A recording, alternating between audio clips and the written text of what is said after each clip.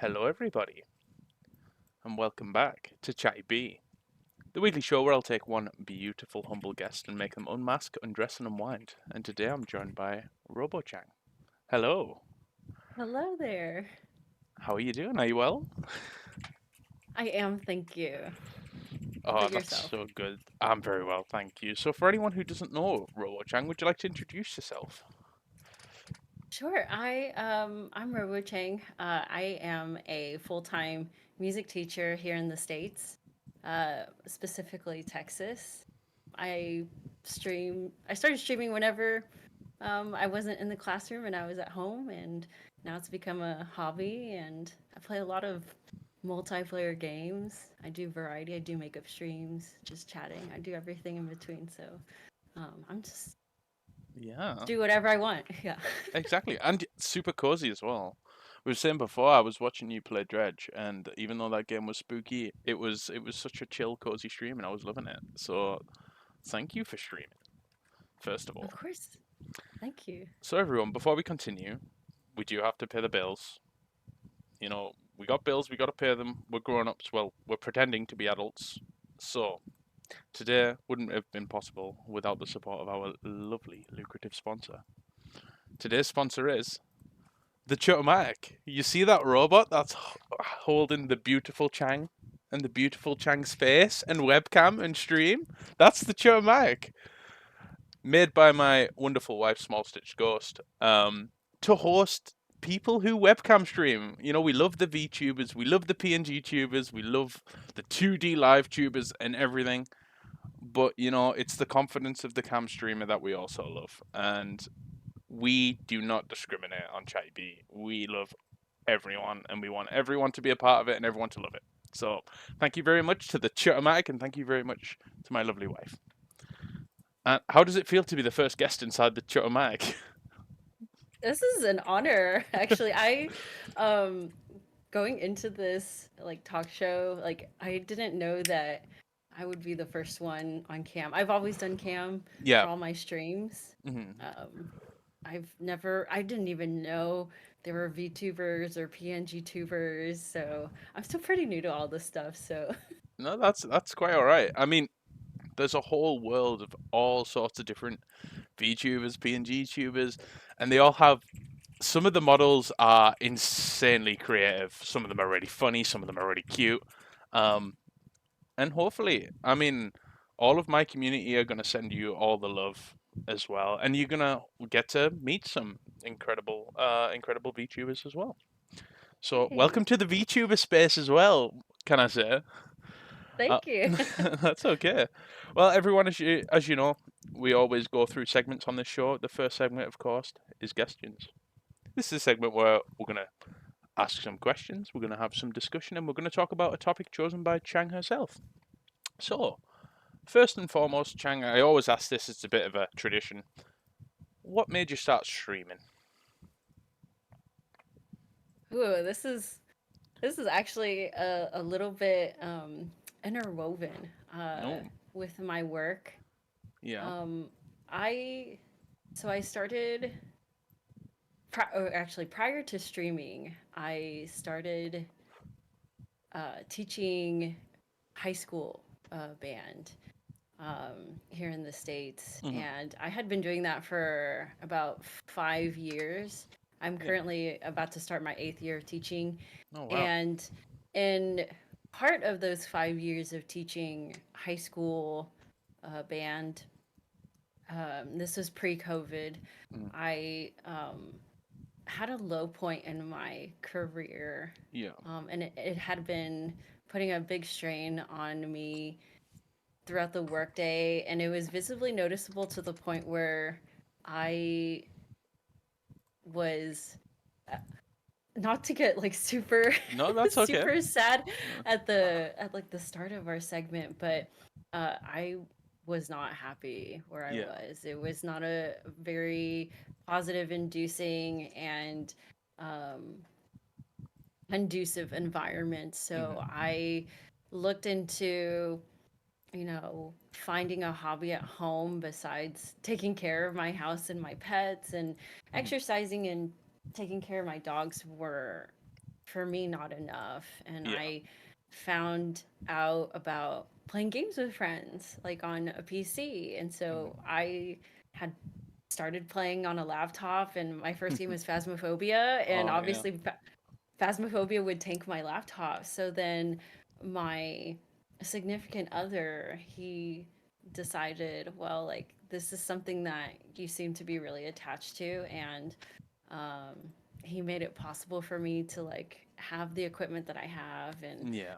um, I turned to it because I needed an outlet and something to kind of get away from the toxicity of my Yeah. previous employment. Yeah. Yeah. So yeah, and then the rest is history, and here we are. Good, good, good. Yeah, it's kind of it's an interesting one asking people why they first started streaming. You get a variety of stories, but generally people, from what I've seen and the people I've spoken to, it does tend to become an outlet. You know, it's a place where they can relax, they can be themselves, play the games they enjoy, and be surrounded, you know, ultimately by a community of people who are supportive, uplifting, and that they're able to also uplift their community. And I think it's really important to have something like that, whether it's streaming, whether it's art, you know, music, as well in your situation, which I'd like to talk about a little bit more. Um, but it's interesting to hear. First of all, congratulations on your eighth year of teaching. That's incredible. Do, Thank you. you said you taught in high school. Is that still that's still where you are? So I don't teach the high school level any longer. Okay. For those of you who I know education systems are a little bit different, Hmm. based on what uh, you know Hmm. country continent you live in. Yeah. Um, in the states, high school is ninth through 12th grade, Yeah. and I taught band to students from ninth through 12th grade. So I would have a class that would have any sort of grade level from those four. Yeah. Um, and then after that job, Hmm. I moved on to middle school, which I believe is like the primary level, Yeah. which is sixth through eighth grade. Hmm. Yeah. So in the UK, we tend to have we have um, two tiers of mandatory schooling. There's primary, which tends to be anyone from we call it year one through to year six, so that's around ages 5 to 10 or 11 ish. And then you have secondary school, which is sort of the 10, 11 through to 16. And at 16, that previously was the end of the mandatory education system. So when you hit 16, thank you very much for the follow, Wang Spangle. Oh, that name. Oh. When you hit 16, you leave school, and then it's up to you what you want to do. Recently, they made it so you can't leave school and do nothing, which was something that they were noticing. A lot of young people were leaving school at 16 and kind of were a bit dropped in at the deep end. You know, there wasn't many resources in like careers fairs and things to show them, hey, this is what you can do next. So Okay. you have two primary options. One of them is vocation, so work. The other one is college, so further education. Colleges isn't mandatory in the UK. It's from the ages of 16 to however old you want to be, and it's typically where you'll do your pre-degree qualifications. And then you'll go on after college if you want to go on into university, and that's where you get degrees and PhDs and all that sort of good stuff. Um, Okay. I guess putting you around the middle school would be that kind of, I guess the year of and the couple of years either side of that transition period. If we were Hmm. to make it equivalent to the UK. So what obviously as a music teacher, I imagine music is a passion. What instruments do you play, or do you do the music technology side of things? Where do you like to spend your time when it comes to music? So my background in music is pretty extensive. I started music, actually started when I was as young as 3. My Yeah. parents enrolled me in piano lessons long time ago. It stayed with me as I was growing up. Uh, I went. I started a band Mhm. in middle school, um, and I stayed with it all the way to high school. And I about the time I was 15 or 16, I guess, like when I started high school, I knew I wanted to pursue music education. Mhm.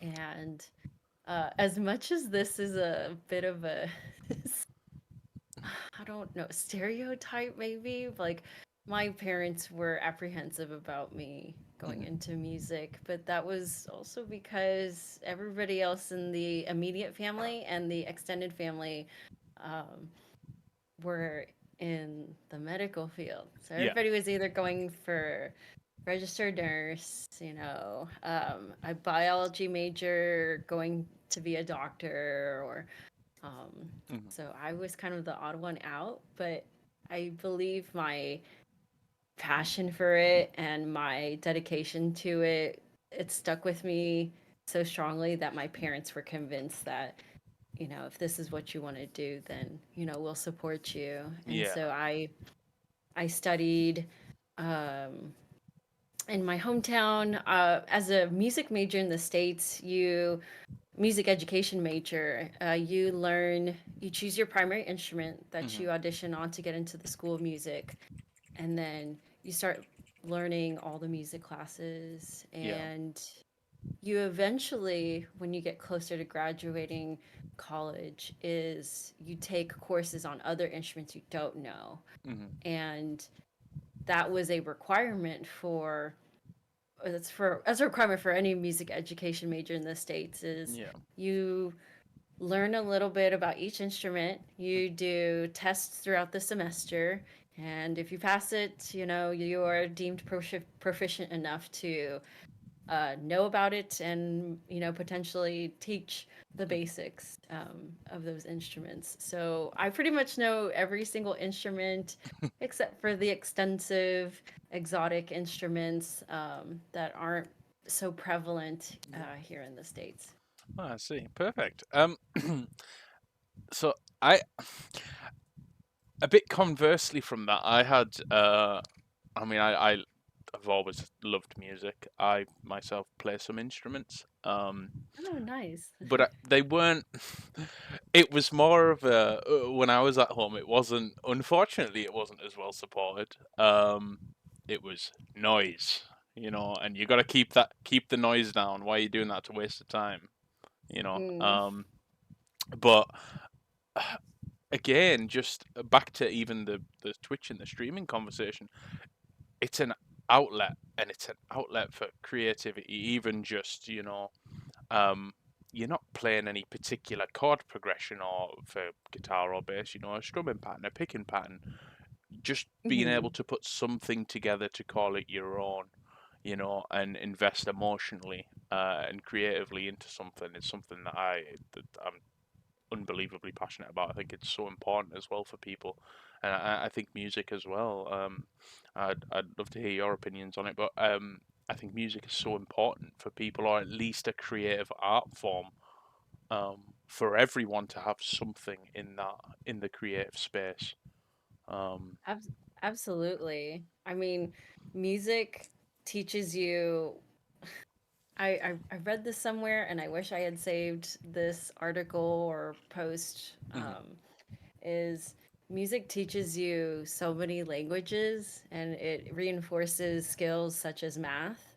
mhm, You're reading an entirely different language. It's not a spoken language. It is obviously a written mhm, and visual language that you have to understand. yeah, Um, and then coordination is yeah, obviously another skill that it teaches you. There's so many studies out there that um, show the power of music, mhm, even if it's guitar or bass or an exotic instrument. mhm, Uh, There's actually a study that the state of Texas does. For those of you who don't know, I'm from Texas, and there is a teacher convention every year. Yeah. And what they do, this large statewide teacher organization does, is they will compile test scores, Hmm. SAT test scores of students from all of the states, Yeah. and they'll show an average of it, and they'll show an average of students who are in music and who have auditioned for this statewide competition, and studies that they have shown to all the teachers at this convention are students who have auditioned for the statewide competition. Their test scores are actually significantly higher than the average test score Hmm. of regular students here Yeah. in the States. Why do you think that is? Interestingly, is it? Do you think? Have you thought of? Have you thought about what maybe the? I don't really want to say cause of that may be, but um, why do you think that there's a correlation there? I every now and then I have thought about that every time I go to this teacher convention, and I feel like there's a multitude of factors. So Yeah. besides being reinforced in all of those skills, Hmm. there's there is a power in the dedication and the discipline that you put forward to those multiple skills that Hmm. you will cultivate for your said performance, Yeah. um, practice and uh, it, Do you think it I blends don't into some and can in many ways aid in their skills, I guess, as a citizen? So I don't particularly mean the hard skills of uh, understanding, timing when it comes to music or the interpretation of sheet music and written music. I mean more to the idea of being um, keeping, as you say, that discipline. Um, Sticking to something, choosing a hobby and keeping with it. Having an acceptable outlet for emotions that might be difficult in their own lives to be able to show. Unfortunately, there are young people who don't have they're not as comfortable being able to talk to their parents about something, or they don't. Maybe they get maybe they're getting bullied or something like that. Those creative outlets. Do you think that aids their skills as a citizen as they get older? Do you think being able to absolutely. have that? Oh yeah, absolutely. I have not been teaching very long, obviously, but I have seen the importance of a community and a community within the Hmm. student body, who take a, band class, and somebody's having a rough day, they have a group of friends to confide with and to feel like they have that safe place to be with, and or if they only feel comfortable talking to their band teacher. Hmm. um, it's it is light years important that you know and I guess any performing arts, really, so like an art class, a theater class, or choir or orchestra, Hmm. like those are smaller communities where not only you have a different set of friends and a Yeah. group of people to be with, but you're also taught life skills. Yeah. And that's the most important thing about fine arts, I feel like, is, if you are sticking with that hobby and you are going to dedicate time, effort, and energy into perfecting and working on your craft, you should also work on, like, people Hmm. skills. Yeah. How do you approach a teacher instead of just barging into the office, like, knock first. Yeah. We've had so many kids who do that, like, I need help, Miss Chang. I'm like, let's try that again.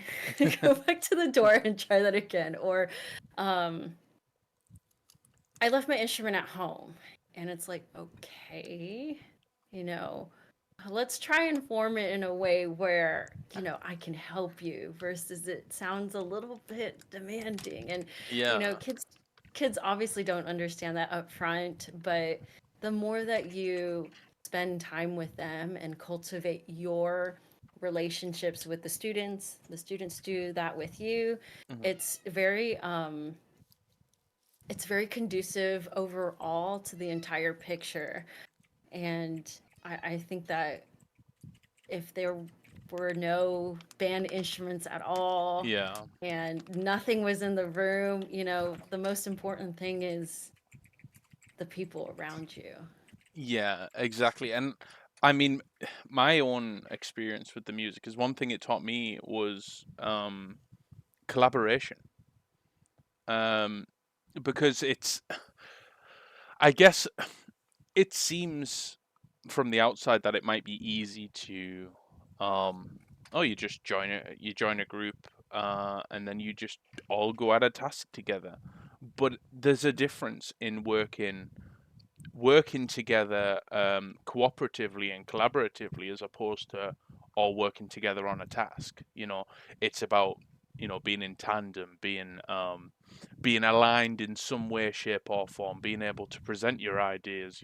So for music, hey, I think it'd be great if we maybe did this at the bridge, or if we changed the key here, added this, sped up the drums here, or whatever it may be. And I think that it really does, at least in my opinion, it reinforces that idea of strong collaboration to come out with an end goal, to come out with a product or whatever it might be that you've all put your time into, whether it's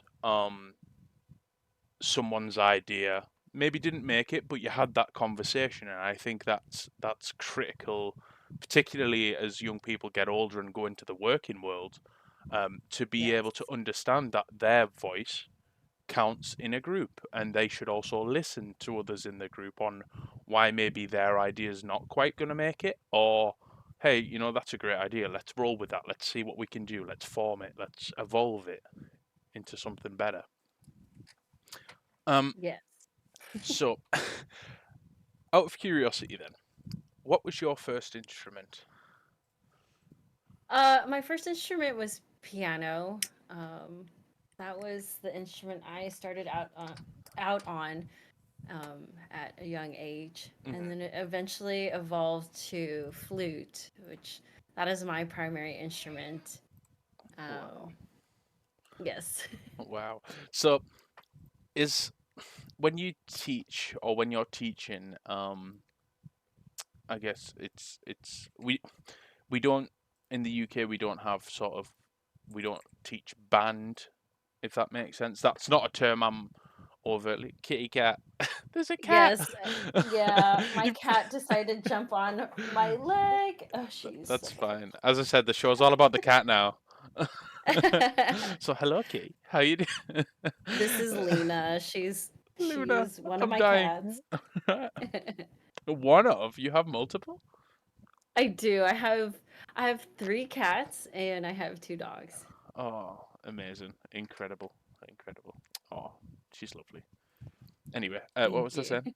um, so, with music, we don't have, the subject in the UK isn't band, it's music, and I guess it's sort of an all-encompassing thing. So, as a teacher of the subject of band, is that like an optional subject that the children can take, or is that part of their curriculum? So in their um very young years, so that's pre-K to about 5th grade, which is Hmm. about, I think, gosh, I think that is about to age 8 or 10, Hmm. I think.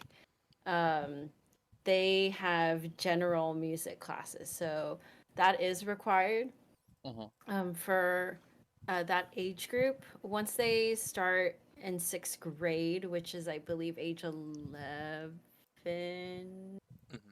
area, they can choose to either Um, oh my God, please stop hitting the microphone, please. It's okay, it's not coming through. I mean, if it is, y'all will just hear a bunch of We'll deal purring. with it. um, when they get into sixth grade, which is about age 11, Hmm. 10 to 11, they will have a choice to either join a band and select an instrument that best fits them, Yeah. or they may go into another, it's like sixth grade general music Hmm. or choir. I see.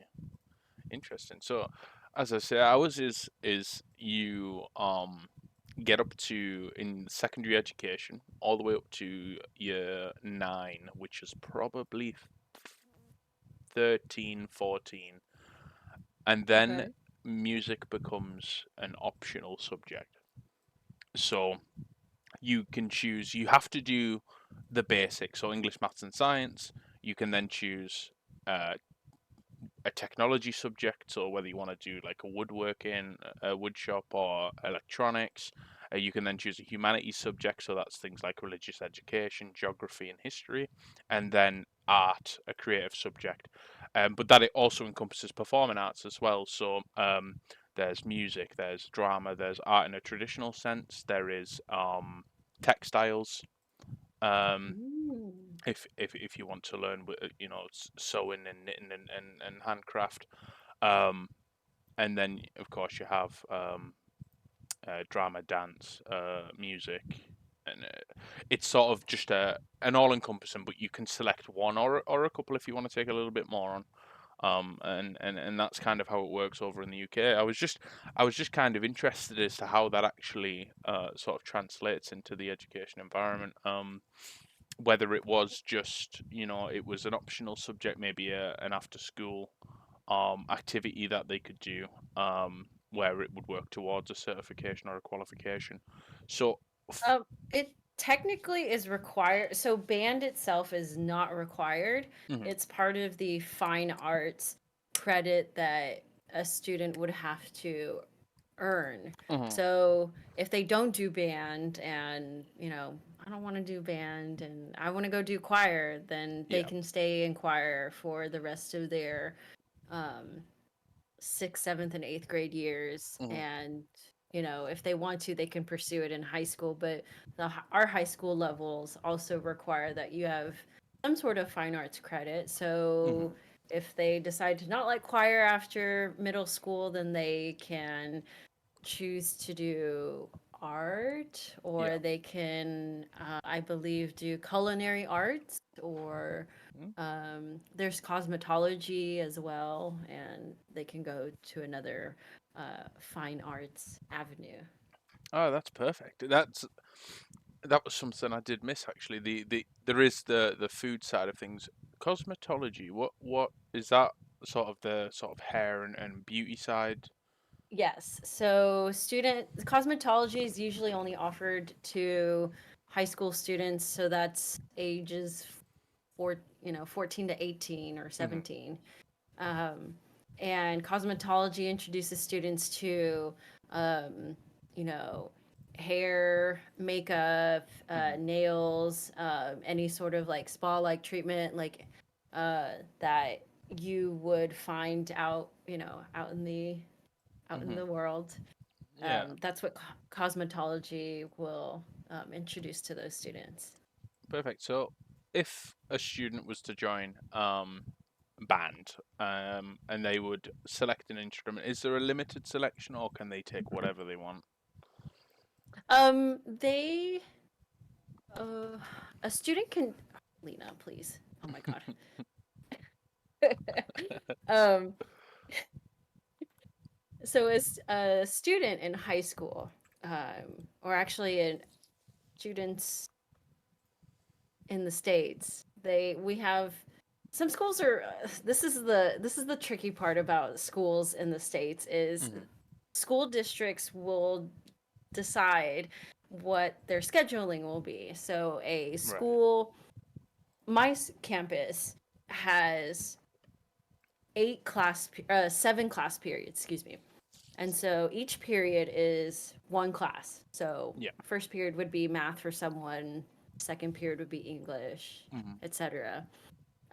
Some other schools have what's called a block schedule, which is you only have two or three, you have about maybe three or four Hmm. out of seven or eight Hmm. class periods a day. But those four or three class periods are extremely longer. Yeah. Um, and that's for teachers to teach a lot of content in one day, Yeah. and then they don't see them for the next day, and then they see them the day after. So um, uh, our high school has that schedule, a block schedule. Even though my campus, which those students go to that high school, Hmm. they have completely different schedules. It's a whole big. Yeah. It's confusing. I don't like it. I just want everything to be the same. Yeah. Lena, okay, stop with the microphone. Okay, So, there, I'll hold you. Um, there we go. Get the and kitty in. there you go. Everybody can see Uh, the kitty, and there's dog legs in the background. Perfect. Perfect. So you're really uh, making the most of this traumatic experience by giving us the full look into the cute animals. I We know. love it. We do love it. So have you ever um, been presented with a sort of curriculum schedule where you've seen an instrument and thought, oh, actually, I'm gonna have to do some research. I'm not too sure um, about that one. can you repeat the question again? Yeah, of course. Have you ever been presented with the curriculum or the schedule for for a year? I'm not sure how often they change, but where you've looked at an instrument that may be on there for a student to choose, and you thought, oh, actually, I'm not overly familiar with that. I'm gonna have to do some research. I need to figure that out. Um, So, um, the my campus is very fortunate, and the scheduling is what you see every single class period, every mhm, single day. You okay. don't have the alternating block schedule Mhm, like our district high school has or other districts. mhm, Um, so my coworkers and I, um, have worked out a schedule where we'll see certain instruments mhm. um, separately. So, Right.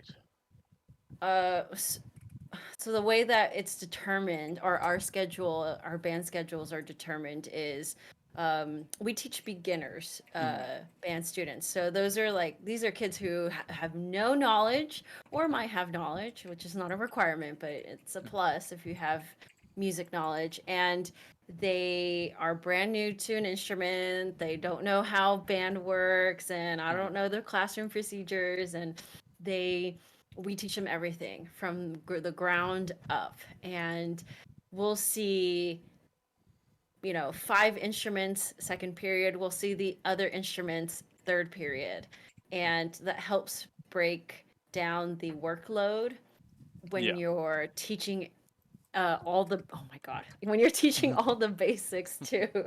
you know so many kids that are interested and oh band's cool and oh my friends are doing it too, let me join in too, and it helps to divide and conquer the workload. Yeah. Once they're done, and I want to be in band next year, and I'm going to be a seventh grader, and I'm going to be with all the other cool eighth graders or whatever, Mhm, they will join a it's what's called a heterogeneous class, which is mhm, all instruments are together in one class period versus in beginner band. Oh, mhm, you had all the trumpets over here with all the euphoniums. And then all the flutes and clarinets were in this class period. No, it's mhm. everybody together. Oh, great. And yeah, so they kind of get thrown in the deep end after sixth grade. You get 1 year and then Yeah. like off you go. That must be so. That must be a challenge to manage. Uh, having all of those. I mean, how large is the average class size for you, approximately? So in my school district, it's pretty large, Mm, um, because we, uh, I guess, we don't have many high schools in our district, but our one high school is so large. mm-hmm, So everybody, like no matter which elementary school or middle school you went to, they all go to one high school, mm-hmm, and um, we have classrooms that are large enough, or band halls that are large enough to host and have set amount of kids. mm-hmm. So our beginner classes are usually about um in the mid 30s. Yeah. So we're talking about like maybe 32, Mm-hmm. possibly 35 at most. The Yeah. smallest would be about like 20, Yeah. 26. But our combined class, our heterogeneous classes with seventh and eighth graders, all instruments, Mm-hmm. that can be up to like 70s. So we're like 73. My class, this past school year was about, it was probably about 30 something, Yeah. and my class size is going to double. So I will have about 67 some kids um, when I go back to work this fall. All with musical instruments and Yep. dying to play all at the same Yep. time. Oh, yes. Do they ever? Do you have another teacher with you? Do you have an assistant with you to help you manage that many students? That is a very good question, and not a lot of people know this, but yes, I have other coworkers with me. I have two actually, so we're a team of three. Mm-hmm. And the way that band works in the States, or I guess like band director jobs, Mm-hmm. that's my official title, is a band director. I see. Because one of my job requirements is I have a class where I have those seventh and eighth graders combined, where Yeah. it's all instruments in one class. And the other two also have the same requirement. They also teach a class with all the instruments. And it's the three of us working in, a big band hall. We have our shared office, Mm-hmm. and one's either leading the class while the other two are, assisting and co teaching, or we're all like, there's all, it's kind of like it's not very set every single day. Like Yeah. sometimes if somebody's out, one of us will step in. It's a really nice dynamic, Yeah. as opposed to um, a what's called being a core teacher, a core classroom teacher, where if I was a math teacher, Mm-hmm. I would be by myself. Yeah. And I'm in a classroom with a bunch of rows of desks, and it's just me and 20 kids. Yeah. I see. But yeah. Oh. So, my wife asks, "Who's your favorite?" I know you shouldn't have a favorite kid, but you've got to have one. Do you have a Well, favorite kid? I have a few. I actually don't have just one. I have a few because Perfect. I like how she's asking. um, I have, um, at least off of the top of my head, a kid who just graduated from middle school. He's going to high school Hmm. um, this fall, and he is like a short little kid, Yeah. long surfer. He looks like a surfer dude, but he's short and plays the flute like me. Excellent. um his family has gone through some financial struggles, Yeah. but this kid is so amazing. He literally will do anything I ask him to. He'll practice the way that I ask him to, and he's so sweet to me. I have no um, qualms or quarrels or Hmm. issues with him, and he is very dedicated to pursuing music. Hmm. And the instrument that he has, that he started out with, it's a beginner model. So it's basically like if you were, as an adult, Yeah. still riding a tricycle. That is not very conducive. Yeah. Yeah. And so he has that equivalent in his instrument. And so I thought to myself, well, I've been fortunate enough to have two personal flutes. Yeah. So one is an older model, one is my like professional model. And my older model doesn't get used. And I because he's one of my favorite students who like shines and does so well Yeah. in class and is just an all-around great person, I decided to sell my older model to him and his family, Yeah. um, because while I would love to hold on to it for memories Mm. and for you know a keepsake, Yeah. um, Like it's not sentimental it's value. yeah, sentimental value. It's unfortunately just collecting dust. So I decided like this would be better served for somebody who is in need. And um, Yeah. I love that I can give to my students like that. Mm. He's a kid who's obviously very appreciative, and Yeah. his parents and family are so grateful. And yeah, I he's one of my favorite students. Also because Mhm. he's just this short little kid who has like a quirky personality. It's just some of those personalities and attitudes you just kind of click with. Also, Yeah. and it's also based on who you are.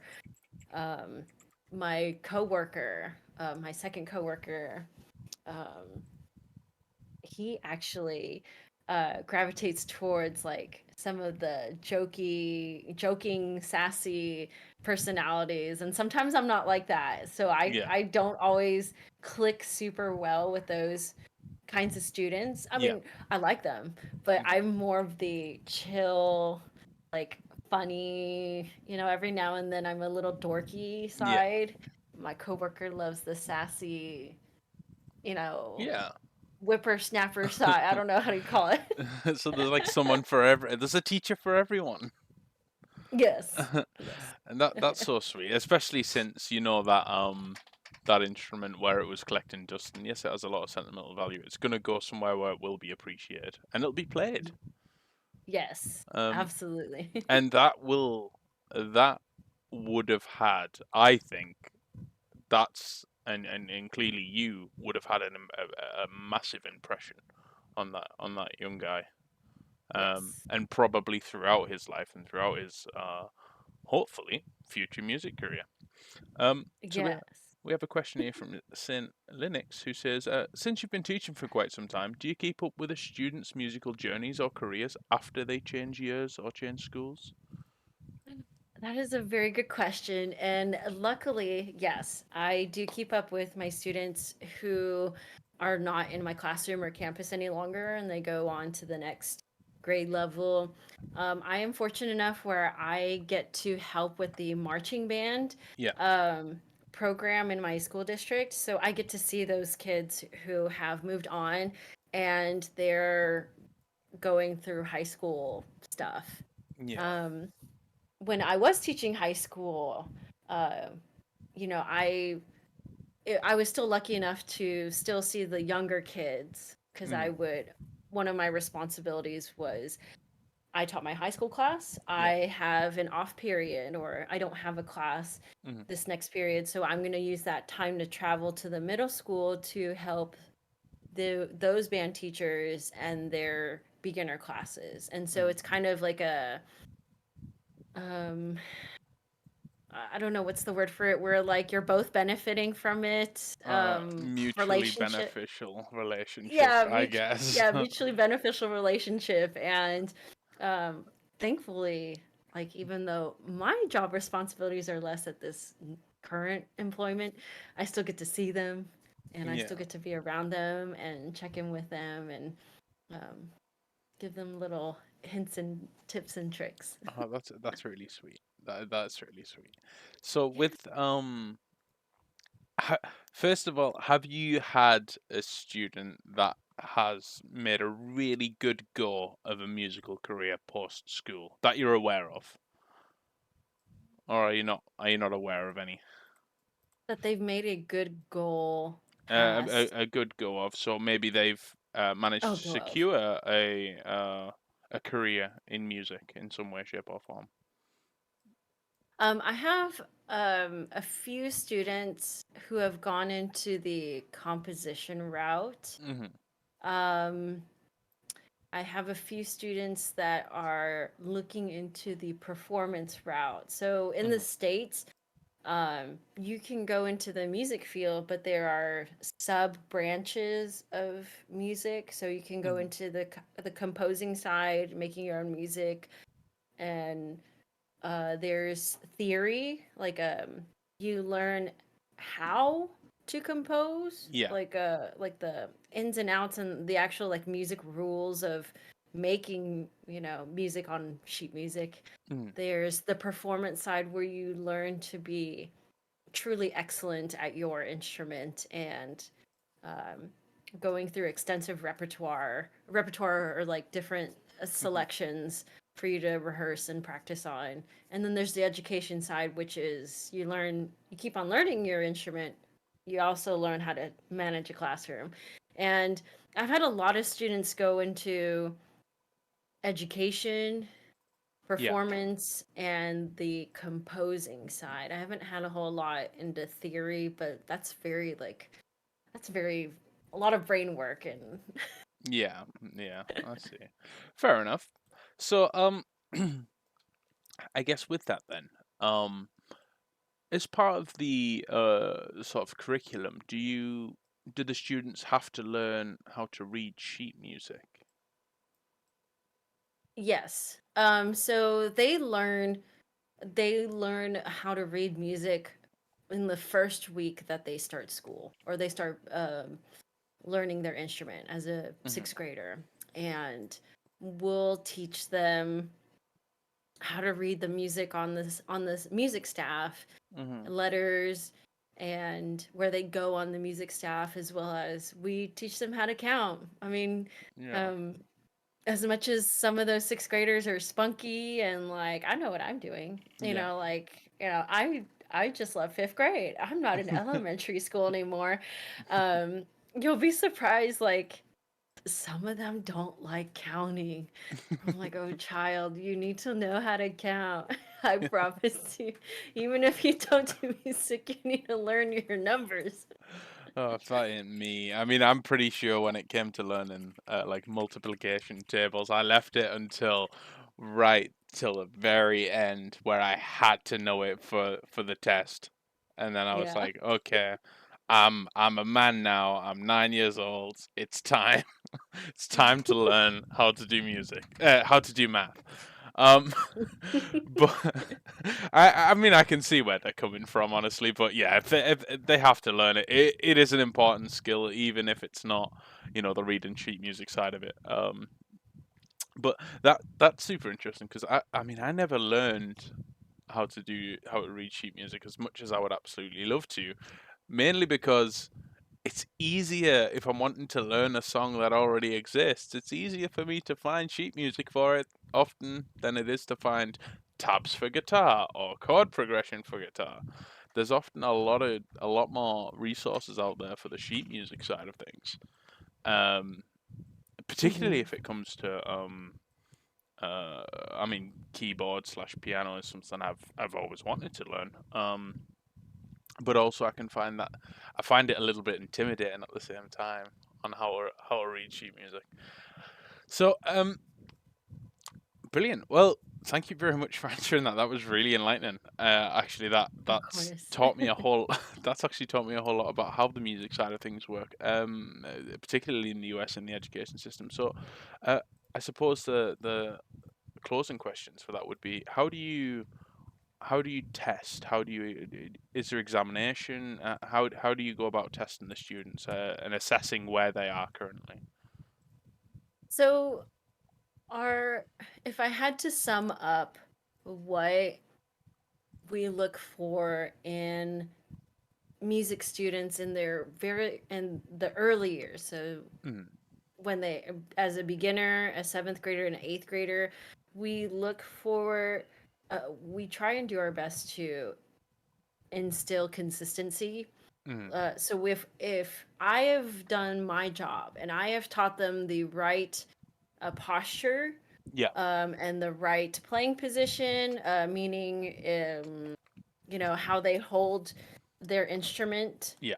um, and that the way that they play their instrument, so which is called embouchure. Mm. Embouchure is the um, face that you make in order to create the sound on your instrument. Yeah. So if they have a consistent embouchure, airstream, posture, and position, Mm. and they can do that consistently, like those are things that like are very good for them to have. Yeah. The way that our tests or our like quizzes and assessments look is we'll do chair tests, Mm. and um, which is the person who can play sound the best and look the best, Yeah. is usually first chair, um, and so on and so forth. We'll have first chair, second chair, third chair, and Mm. usually the kids, as a sixth grader, sometimes there's tears, but Mm. it's like it's not permanent, kiddo. Like you are gonna have another chair test, and you can get first chair, and Yeah. you'll have a chance to beat so and so. And the reality of it is like it's not the chair tests don't really matter as they're as a sixth grader. What matters is how they're what they're doing and how they're doing it Mm. is the most important as a teacher, because I can say all of the things in the world and use all the words and talk my mouth off, but if they can't do it, then I have not done quite enough, or I have not taught in a way that it clicks with them Yeah. and it is easy for them to retain. Mm. So it's besides chair tests, I mean, obviously, eventually when they get older, we look at what kind of person you are. Okay, Yeah. if you're a really good trumpet player, but you can't show up to class on time, or you have sometimes a horrible attitude, and you consistently like are not doing your job in class, like don't talk when somebody's talking, Mm. don't mess with somebody's stuff, like we're probably not going to put you first chair, because you may have matured with your instrument, you haven't matured yourself. Yeah. But that also can be double edged. Mm. Somebody who is trying super hard and has the sweetest personality, does their best, says, like, yes, I'm going to try it. Yes, I'm going to stay after school for extra practice, but they don't sound as great as that Mm. best, flute player. They're obviously not going to be last, but we certainly can't give them first, because, somebody's always going to be better. And anyway, there's this whole big, like, there's a fine line between, like, how you would judge or how you would critique fine arts. Yeah. It's not as concrete or finite as, oh, you made that math formula wrong, so therefore your answer's wrong. So Mm. then now like it is definitely you made the formula wrong. That's where the problem lies. But sometimes it's not that easy to identify in fine arts. Yeah. So that's why there's a lot of assessments, a lot of like, hey, like we have a competition coming soon. Like, do we really need to switch parts because this fits this student better versus the other? Yeah. Um, yeah. So, do you have a process for coming to understand how a particular student learns best? So, for example, some students might learn better by instruction versus by demonstration. Um, sort of, how do you typically learn? What type of learners your students might be, and how do you adjust your teaching style to accommodate that? I love these questions because like now I start getting like into the pedagogy side of my career, and I love talking about pedagogy. Okay. It was the nerd in me. Okay. um, but the the oh my gosh. Okay, so how do I know what students learn what a student's learning style is? Yeah. And also like how do I adapt or how do I adjust with the amount of students that I have? Yeah. And the downside of having big classes is I can't get to all of them in one day. If I have 60 some students, there ain't no way I'm always going to get information to each single Hmm. student in Yeah. a specific and tailored way, but I can give enough information that's a little bit more general to Yeah. where I still want you to hold your instrument the right way. That is still a standard that I will not deviate from. Yeah. And kids will understand that something as simple as that will make you so much better. Hmm. And that's an example. Um, Now, if I had a smaller group and I asked one of my coworkers, "Can you please take the tubas? Go take them to the other room and help them with this little bit of their music and then come back in, 15 minutes." Hmm. I know my coworker is going to give more tailored information and critique to those, 3 or 4 tuba students. And Hmm. while I'm also teaching the rest of the class, the 60 some kids, and those 4 tubas are over there in another room. That's the beauty of having multiple coworkers in my work setting is I will teach the bigger part of the class. My other two will either float around and like help quietly while Hmm. I'm giving general instruction, or they'll go separately and we'll go divide and conquer and have a few students go to another room. They come back and we just put it together and it works out great. Also, having before school practices and after school practices help me get to know my students more. So, therefore, I already know how a kid usually operates and what their personality is. Yeah. If I can tell that if they're having a good day or a bad day, um, and if they're having a great day, great. I can flood your brain with a bunch of information. But if you're having a bad day, I'm going to say, like, hey, if you need to take a minute, go go get some Kleenex. Come back when you're ready after some quiet time. You Yeah. know, it's it's kind of like rapid fire. Like I've been doing this for a few amount of years to where like I can read the room Yeah. pretty well and I can, you know, put out those fires. Hmm. Like the bad fires, the sad fires, the somebody who's having like an attitude and like they're not having it and they're going to explode on me.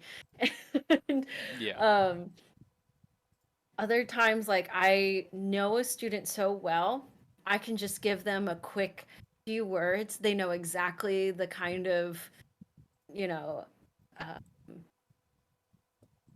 they know the exact kind of instruction I'm giving them Yeah. if I've worked with them long enough. So the little flute boy that I'm giving my secondary flute to, I could tell him like I need you to work on your core sound and Yeah. not make it sound really airy or raspy. He knows exactly what I'm talking about. He'll Mhm. work on it, and that is the amazing power of building the relationship, knowing your students, and also like being able to assess quickly without, even really having to say anything. I could just look at you and, hey, like, you know, so and so student having a wonderful time. No, no, no. Oh, Mhm. I'm not going to talk to them. I'm going to wait till they come to me because they are looking a little sad. So Yeah. um, that's how I typically process it in my head is um, I look first before I say anything. Um, if they're receptive and they make eye contact, I know I'm going to be able to get some information through to them. Yeah. Okay. So then working on that then, do you as a teacher prefer to support the difficulties of the students or work with them and progress the things they're already strong with, the things they're already good at? What do you think is more important, or what is more important, at least to you? Oh, I'm so bad with ultimatum kind of questions. Personally, I am not a very good decisive, like it's either one or the other, and I have to Yeah. choose. I'm not one of those people. Oh, I it's okay. I'm kind of like both. Like both are important, and I believe that while I can cultivate something that's really going for this student, Hmm. like I know I cannot neglect some another part of their music career. Like that would be doing them a disservice. And Hmm. since I know that would be doing them a disservice, like I've got that conscience in me to, I can't do that. I have to like divide some time to go in and work on the parts that this student is struggling. So the little boy who's taking my secondary flute, like he struggles with like overdoing his sound sometimes. Like it sounds Yeah. like he's trying way too hard. I'm like, dear, I need you to like I need you to like just calm air. Don't feel like you have to overly do it because then we start getting into the harsher side of your sound. This is actual information I would tell him. Yeah. And I would honestly, you know, work with him. I would not mind spending at least 10-15 minutes with him working on like calming down. Now, there are some other times, other problems that arise where there's some kids who are like, I can barely hear you. Child, I need you to put more air. Has Yeah. there ever been a time where you have yelled at a friend across the hallway? Or like you've gotten really mad at your mom or dad, heaven forbid, like, somebody like some kid yells at their mom or dad, but Yeah. um, like I need you to use that air. And like sometimes it's like I can give you all the information, but unfortunately that kid has to choose. Hmm. And maybe they are having a mental block, maybe they are having something going on, but I will Hmm. still stick with them regardless if we get it today, we get it in a month from now, we get it in 2 months from now. I will still stick with them. Teaching this grade level has made me realize like these fundamentals that my coworkers and I teach, like like it is a non-negotiation. Like I have to keep on teaching them and Yeah. reinforcing it, even if they don't want it. Yeah. Perfect. Okay. Um, well then, say we identify I guess a student or is having difficulty, is having trouble. Would you um I guess would you try to um get to grips with what that student is good at and try and maybe get to the core of what the issue is? Or do you more try and take the approach where, okay, this student is struggling with this one particular area, let's make this a learning process for everybody, and then you can maybe adjust what you're going through in that classroom, for it to be an experience? Is it sort of a more, would you tend to take a more targeted approach with the individual, or say, this is not necessarily an uncommon problem, let's tackle it with the whole class?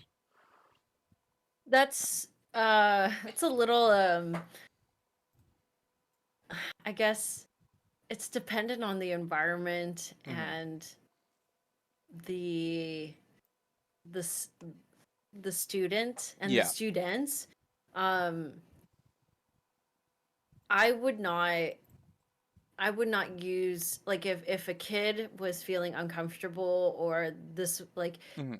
I would not put a kid on the spotlight in front of their Right. Yeah. peers Hmm. if it was something that if I knew they weren't capable of doing. So Hmm. um but at that point I would just wait until I got some like one-on-one time with them and I was Yeah. able to go take them to the other Hmm. like Hmm. band hall or like the big office and work with them separately. But if it was a kid who like, this is something that I could quickly like fix, Mm. and they are in a group setting, I would absolutely do it in front of the class and have them demonstrate. There are kids who thrive on those situations where, like, I made a mistake, my teacher's going to help me and give me a few sentences. I do it on my instrument. Now everybody does it. And so it's already less than a minute or maybe Yeah. 2 or 3 minutes that the entire class has gotten two different kinds of information. I we saw the problem. I Mhm. corrected it. They demonstrated it. Now it's your turn to demonstrate it. And if you ever encounter that problem again, you would be able to know how to fix it because you saw somebody do it. Yeah, fair enough. Yeah, so I suppose I was more leaning towards maybe there being like a posture issue or something like that, and it's more um rather than I guess outlining and perhaps pointing out a particular student that's done that, maybe the sort of would you take the approach of like I guess a gentle reminder slash teacher moment for everyone, so the student doesn't feel isolated or individualized or anything like that by what you're saying, because it's more general to everyone. Hey guys, remember this is where we should position ourselves. This is the body posture. This is where we should hold our instrument. Things like that. Is Oh, oh yes. mm, If somebody is slouching, or like if it's something very generic, such mm, as you're holding your instrument the wrong way or you're sitting slouched, like all the information I would do is tell that student, like, I need you to sit up, like, yeah, okay, that's yeah. not that's not the way that we taught you. And I wouldn't even have to address the entire class because everybody knows from day one you sit with good posture. Mm, This is how band class goes. It's actually one of the first topics we talk about in the first 2 to 3 days of school. mm. So if I were to address that to a single student, everybody knows the information that I'm already giving that student. Brilliant, brilliant. We had another question from Saint Linux who was asking, Sure. "What do summers look like for you? Do you prefer to teach musical summer schools, or do you take a break from the teacher life?"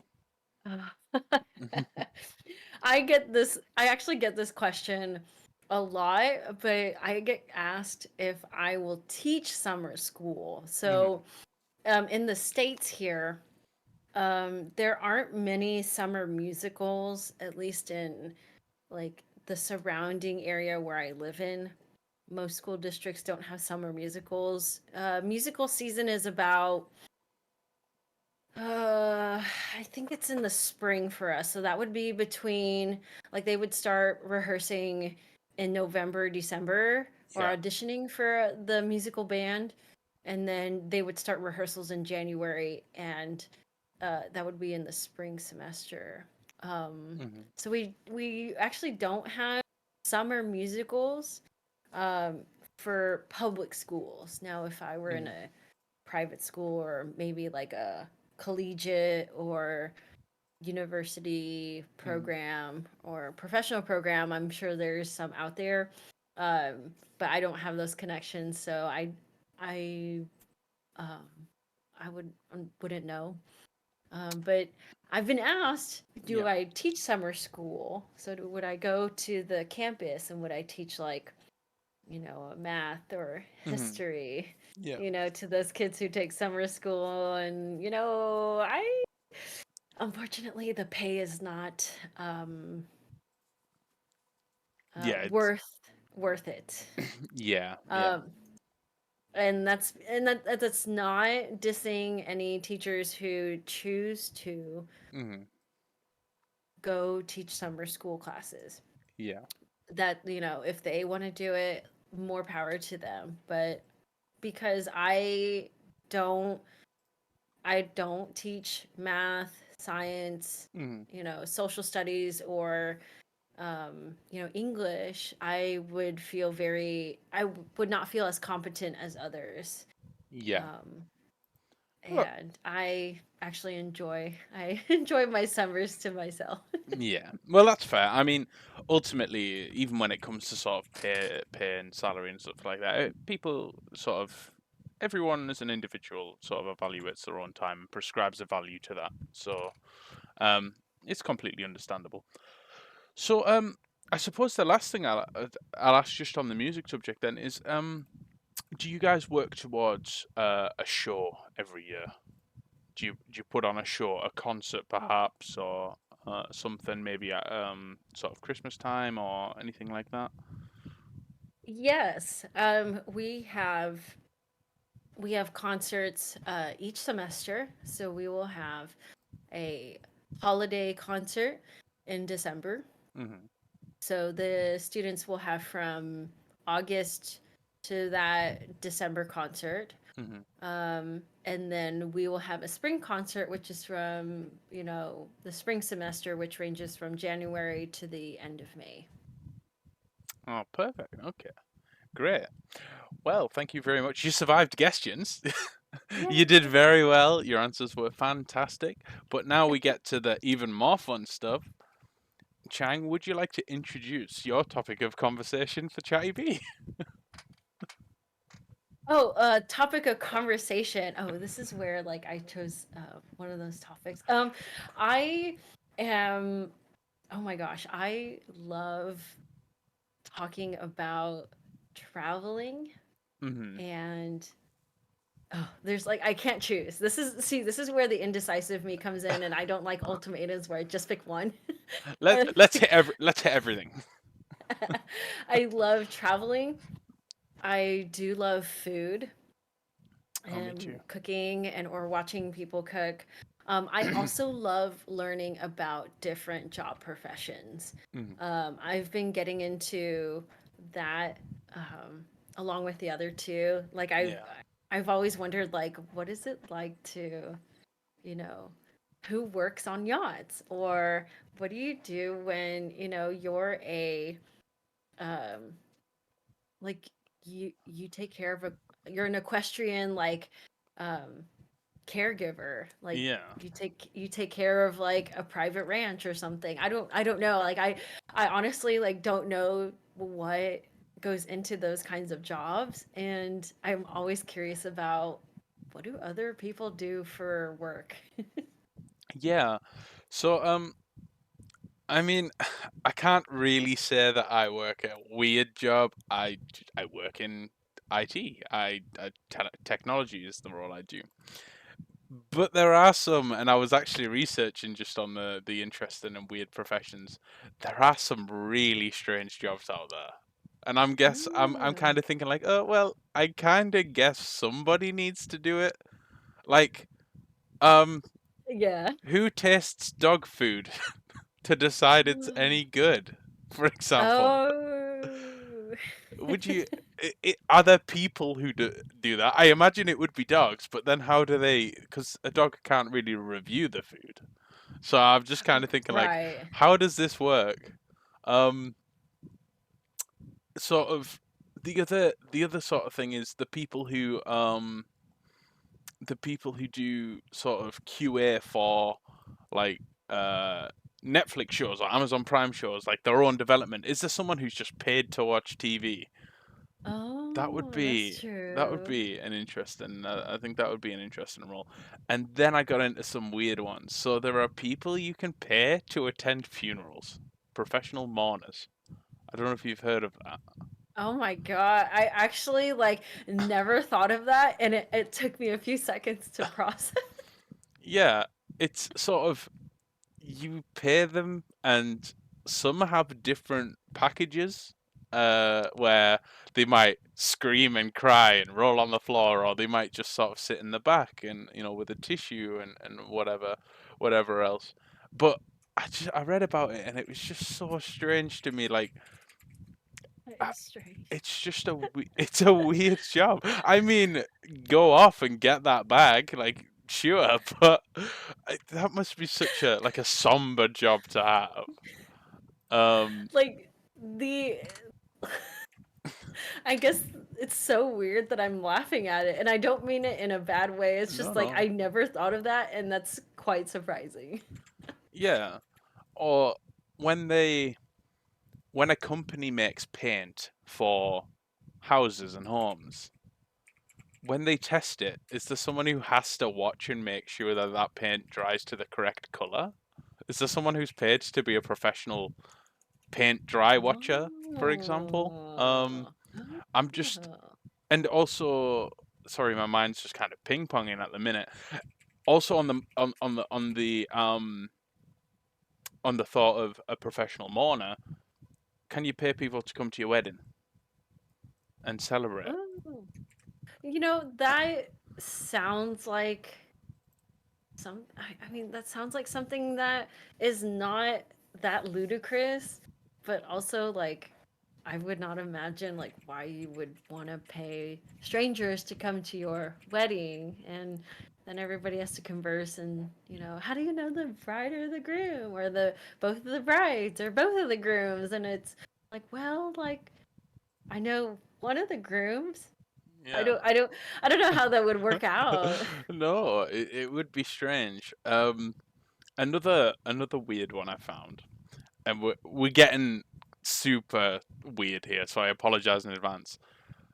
So you know the whole thing with pandas, and sometimes pandas are too lazy to mate and have babies.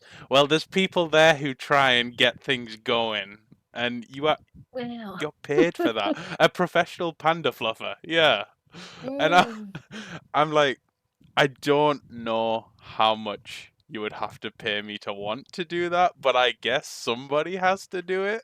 Because I think there was this thing where like pandas are they're just so lazy that they just don't. But we need to keep Yeah, pandas going. yeah. I mean, like their diet.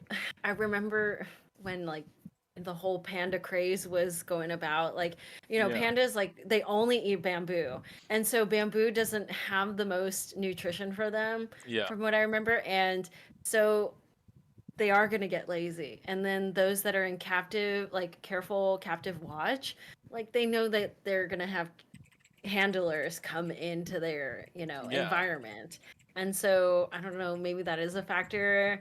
And so also with their diet and also like not having any predators or anything, outside factors yeah, playing into effect. And I don't know, but like I don't think that's super strange because I mean I know there's like I've also seen my share of weird jobs now that I think about it. There's a show called Dirty Jobs hmm, by Mike Rowe.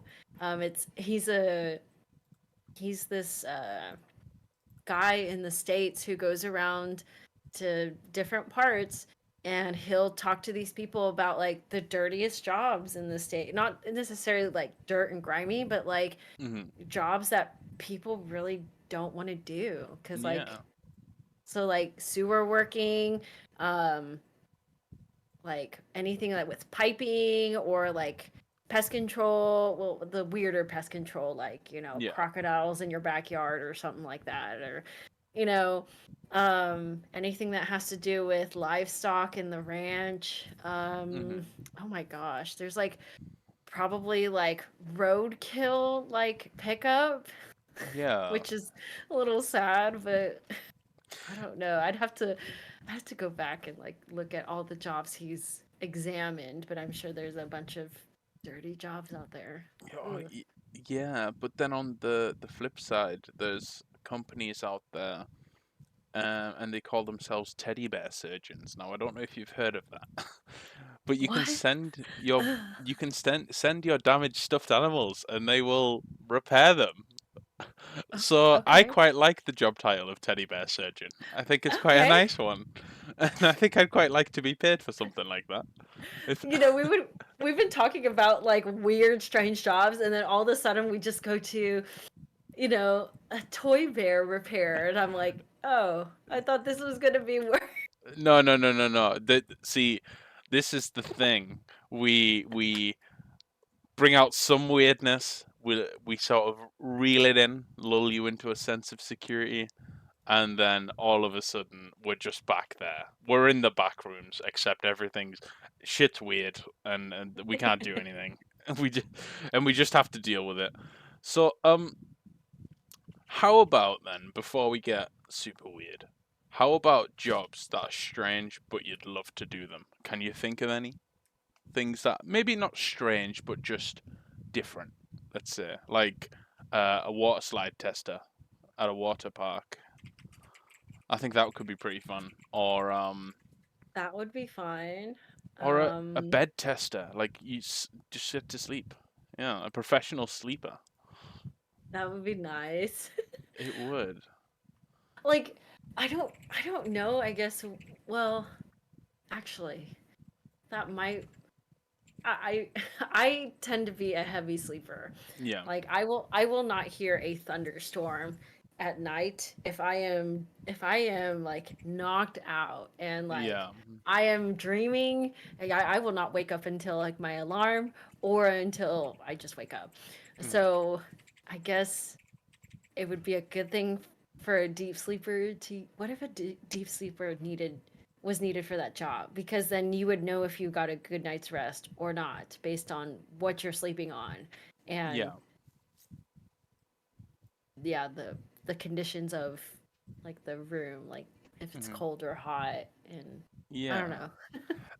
There's people in Japan now. There is a Japanese name for them. Maybe Zai. Maybe you can help me in the chat. They're people who help push people into overpacked train carts. So obviously, um, Japanese like the bullet train and everything, they get packed with people. Lots of people travel by train. Right. Um, so there's people who will sort of push and try and stuff people into the train so the doors can close so the train can leave. Um, Hmm. and I just think that's a very straight, yeah, a professional shover. Like, I just think it'd be. Now, I read that today, and at first I thought, no, that's bullshit. There's no way. But by all accounts, every sort of instance, and I mean, you shouldn't believe it than you read on the internet, but yeah, you can be paid for pushing people. Now, that Wow. seems to me to be quite an interesting job to have to do.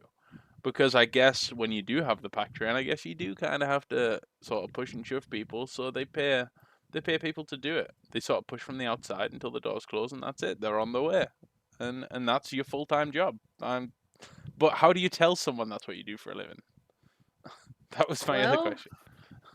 um, you either accept it or you don't, I guess. If you whether you want to make sure the doors close and people are out of the doors, I don't know.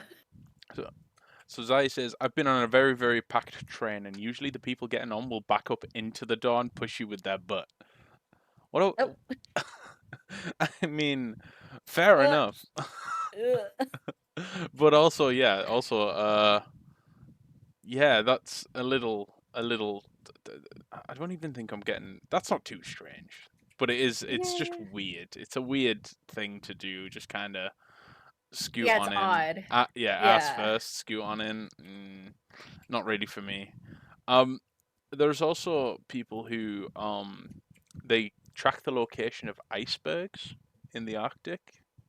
Okay. Um, Okay. and they do that so that then so the icebergs can stay on course and not get destroyed. They move them, and now I'll need to look exactly how they do that. Um, Yeah, I wonder with such a big iceberg, how you going to shove it to the side? Like, so supposedly they're named the International Ice Patrol, and they're a transatlantic organization responsible for the monitoring the movement of icebergs in the North Atlantic Ocean, set up after Titanic, which I suppose makes sense. They hire specialist contractors to tow icebergs out of the paths of ships and oil rigs. That'd be pretty okay, interesting. that's Um, I mean that's cool. it is. Yeah, I mean, if you were like, oh, what do you do for a living? Well, I move icebergs. That I have so Oh many questions. yeah, Like, how do you get into that? What qualifications do I need? Do I just need to be so strong? that's um, so cool. and I guess also another one maybe people on golf courses, because they have the little ponds and lakes, Oh, the people yeah, who the get the golf ball balls. collectors. Yeah, Oh, yeah, yeah. and I just how do I just need to know how you end up in these jobs as well, because a lot of jobs have kind of a path carved out for them. Sometimes it's a college, university, medical school, for example. Um, Hmm. but how do you then get into these strange jobs or these different roles? Um, like I don't think there's an agency for professional mourners, but maybe there is. So if you're good at crying and you want to make some extra cash, just I guess you can just sign up. Yeah. I The- mean, I just yeah, yeah, make it believable. yeah, that's it. As long as you can do that, that's fine. So, um, I guess as far as I took your learning about interesting jobs and made it weird. So I apologize for that. It's no, it's okay. I actually looked up uh the the list of this dirty jobs Yeah. like TV series. Like it's an actual TV series that Mm, has been running for so long. Um and there's this website has all of the jobs listed that Mike Rowe has, gone to throughout the states. So yeah. there's a ton of weird ones. Oh, let's hear some. um there's obviously like sewer inspection, Yeah. which is a very dirty job. Pig farms, Oh or yeah. working on a pig farm, or any sort of like livestock, poultry farm, I'm sure is very dirty. Yeah. Yeah. I think with Anything with seafood, like oh yeah. crawfish or oysters. Yeah. I suppose if I you're hmm, I th I think because hmm, in my job, which it doesn't seem like it would be. We have to do some like we do have to like crawl in dirty spaces, go into basements, and um, we have a client who's they have a really large house. That they're very fortunate and very wealthy, but they have sort of a tunnel system under their house, which is where all of their cabling and wires and electrics are run through. Um, so we have to crawl through there, but then on the flip side, they have uh, attics that extend the full length of this building, and it's just bat poop everywhere. Ugh. So I guess that can get kind of dirty, and I guess the guys who collect the rubbish, the large rubbish bins outside of people's houses, I guess that would be kind of a dirty one as well. But Ugh. yeah. I don't know if I'd want to do a dirty job. I mean, all power to people who do them, and they're very respectable. Clearly, these jobs are necessary for the most part, Mm-hmm. but I don't know if I could. Um, Yeah, probably not for me either. no, because you'd be in the shower more than you're spending at home. You just, oh no. What are some other jobs on the list then? What other episodes have we? Um, there are a cattle rancher, which is like cow breeding. Oh, um, there's also basalt quarry. I guess like um if you had to go into like mining and like actually like getting resources for like yeah. I guess like countertops and stuff. There's Mhm.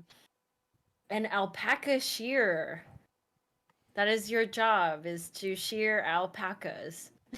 I wonder how dirty.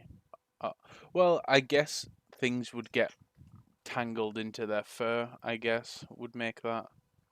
And what do they do? Yeah, Do people use alpaca fur for like clothing and things? I'm not sure. I think so, and maybe for like hats or coats. Hmm. I don't know. It doesn't tell me much. It just tells me like what the episode number and like Yeah. when it aired. But I thought that was really interesting because I guess you have to take care of them. Not only do you have to take care of them and like feed them and breed them, but you also have to like actually take off their fur, shear Yeah. them, and process their fur, and then ship it off. And that's a lot. Yeah. So, Small Stitch Ghost says, farriers, people who look after hooves. That would be an Barriers. interesting one. Oh, okay.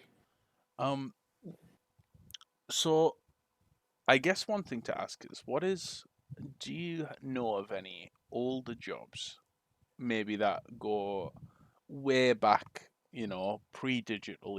digital era? Maybe they still exist now, but jobs that you think you would maybe like to do. So, for example, for me, I would absolutely love to be a blacksmith. Mm. I think that would be such an interesting job for everything from um, crafting crafting weaponry to hooving horses, for example. I think that would be a really difficult but a really fun job. That's interesting. I actually had this is the this is like the fashion side of me, but Hmm. I have been really interested in how they um how they create such high quality like couture, Hmm. fashion show like clothing lines and how they make it. Yeah, But I've been more into the like leather side, like how they make leather purses or faux leather purses. And yeah, um because I like seeing the stitching and like how they make the different styles. I think that's a really great skill to have. And also it's just really like I don't know if that's like a comfort thing, like hmm, just watching somebody make something. I don't know. yeah, But I thought that was a job that I would be interested in if I wasn't a teacher and if I yeah, wasn't in music. yeah. I think there is something in that, watching people do things creatively as well. I do get. I mean, I'm a doom scroller through TikTok. As much as I hate to admit it, and I have a lot of creative TikTokers on there, and it's interesting watching other people do their jobs. And for me, I mean, there's a guy, for example, he works in a cafe, and he's a chef. He's a cook, and he records himself with a GoPro, and he's just doing orders. He's just making sandwiches and everything, and I'm so engrossed in it because it's not what I do on a daily basis. I just find it so interesting. I'm like, oh, so this is how your job works, and okay, that's where you put the bacon, and I don't know why. Maybe it's an autism thing. I don't know. I just I it's so interesting. So there was another guy he has a YouTube channel, and he's a survivalist. That's what he does. So Mm. you'll see him, he'll head out somewhere, he may go across the world, and he does things like, okay, so we're gonna start fresh. Here is where I'm gonna set up a home base. We need to find water, and it's not sort of Bear Grylls. It's not played up for the camera. It's, if you're in this situation, these are things that really will help you. These aren't, they're not military skills or anything. Hey, look for this type of rock, because if you break this type of rock in this way, it makes a really good sort of handcrafted knife that you can use for cutting things like meat. And Mm. I just find that stuff, to me, is just, it's fascinating. It's so Yeah. fascinating. Um, I I just think find that's it. why Hmm. I think that's why like this topic that you and I are discussing is so um it's just so good because Yeah. we're talking about things that like that are out there in the world that we may never do, but it's Yeah. good to know that it is out there and a lot of it does serve a purpose Yeah. for the general population. And I find that side to be awesome, but Yeah. that's also the nerdy part of me because I just like to learn about other things. Hmm. Well, it's also thinking about the origin of things we consider commodities, and that its real work goes into Mhm. making things that we take for granted every day. You know, like obviously we're streaming, so the internet, for example, for me, obviously the internet is a lot of people's different, networks and things like that, all connected together. But ultimately, with we use, Bing or Google or Yahoo to search, someone looks after that. And what does that look Mhm. like? How does that work? And um, these tend to be multiple large buildings filled with thousands and tens of thousands even of computers that are continually looked after. They're monitored constantly. There's groups of people, in fact, going in and unplugging cables, plugging cables in, moving things around, adding things in, taking things away. And all of this is Yeah. in operation just so I can search weird, dirty jobs on the internet, which I just Yeah. so I do find those things interesting. I do tend to look at things around and think how has this come to be? And I mean, my wife would say one of her their pet peeves that they have about me is that when I'm eating, I Google my food. I watch how it's made. I need to know how this food came to be. I need to understand it. Um, That's it's actually really cool. Like that's funny, but also like really cool. like I learned how Pringles were made not too long ago, and I'm like, wow, I don't want to eat Pringles anymore. But yeah, I just think it's just so interesting, and people have these roles, people have these jobs. Like who makes carpet? How is carpet made? I need to know. Uh, so is it done by hand?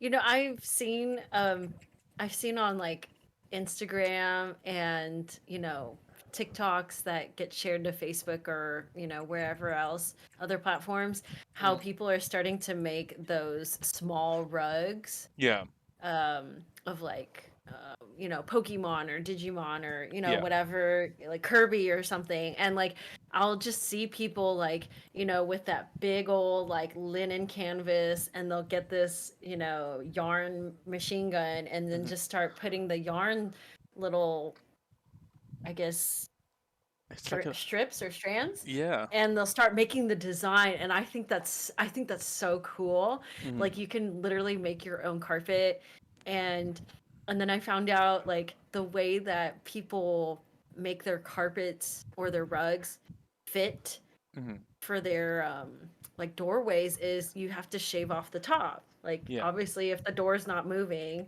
and it's getting stuck, you have to shave it off, lower it so that the door can just open and close. Yeah. And like I didn't even think about it, and it's so simple, but Yeah. it's such a like, oh, like, well duh, you're going to have to make room for the door, and like, Yeah. but it's cool to see those designs of like Kirby, oh, here's Bulbasaur or Hmm. something, and uh, character, and it's like, oh, you could literally make some money by just making cute carpets and selling it to people. Yeah, and just on the shaving the rug. So if you have a large rug, how do you is there like an industrial size thing specifically for rugs? You know how like you can use some Mm. shears to shave a sheep or to, they'll sometimes use it for a haircut. Is there like a large version of that that they can adjust the height? I mean, Uh, maybe, yeah, maybe. because I assume so. yeah, because I'm thinking that would kind of be well, if it's not, we'll have to invent it because I think it would make millions. All those people manually shaving the rug with the tiny little thing. No, let's just get the industrial one. Give it attachments, different blade lengths. Um, Right. exactly. So, I guess then we'll move to travel. And I also kind of want to tie a bit of food in there as well because one thing I've always sort of wanted to do is go on food holidays, specifically, obviously taking in the culture, but for the food. Is there anywhere that you've wanted to go, and is there anywhere is that different from somewhere maybe you wanted to visit for a food reason? So I this is the good part about me. I am not a picky eater, Yeah, so I would love to travel anywhere. yeah, And one of the places that my significant other and I have thought about traveling to is Japan. And I yeah, know that's like a staple on a lot of people's travel list, yeah, but the sushi and the type of food that they offer there, I know is just so much better than what the states have. yeah. Um, I want onigiri. Onigiri looks oh, so good. it does look so good, and just all the ramen and fresh sushi. Oh, I'm just getting so happy thinking Yeah. about Oh, food. my mouth's watering. I'm so hungry right now. But We also talked about Greece, oh like yeah, Greece or Italy, yeah. So having very good fresh food. yes, I mean we have at the end of every month we have near our home a food festival. It's a mini food festival at the end of each month, and there's a family there who do fresh Greek gyros. They're a Greek family, and they've sort of brought Mm. and made a business out of sort of street food. And I mean, I love street food. I just think it's delicious. It's often very simple as well. Um, and so on that, one of the things that I'd personally love to do is I'd love to travel to Korea to go to one of those night markets where it's they're huge emporiums for food. Oh, it just Yes. seems to me it just seems so good, and just slightly rewinding a bit to Japan. I mean, I hope Zai wouldn't mind me saying, but um, we've sent Zai a box previously with lots of British foods in it. Now I know British food doesn't have a great reputation, deserved because it is all beige, um, or it's either beige or it's jellied eels, and yeah.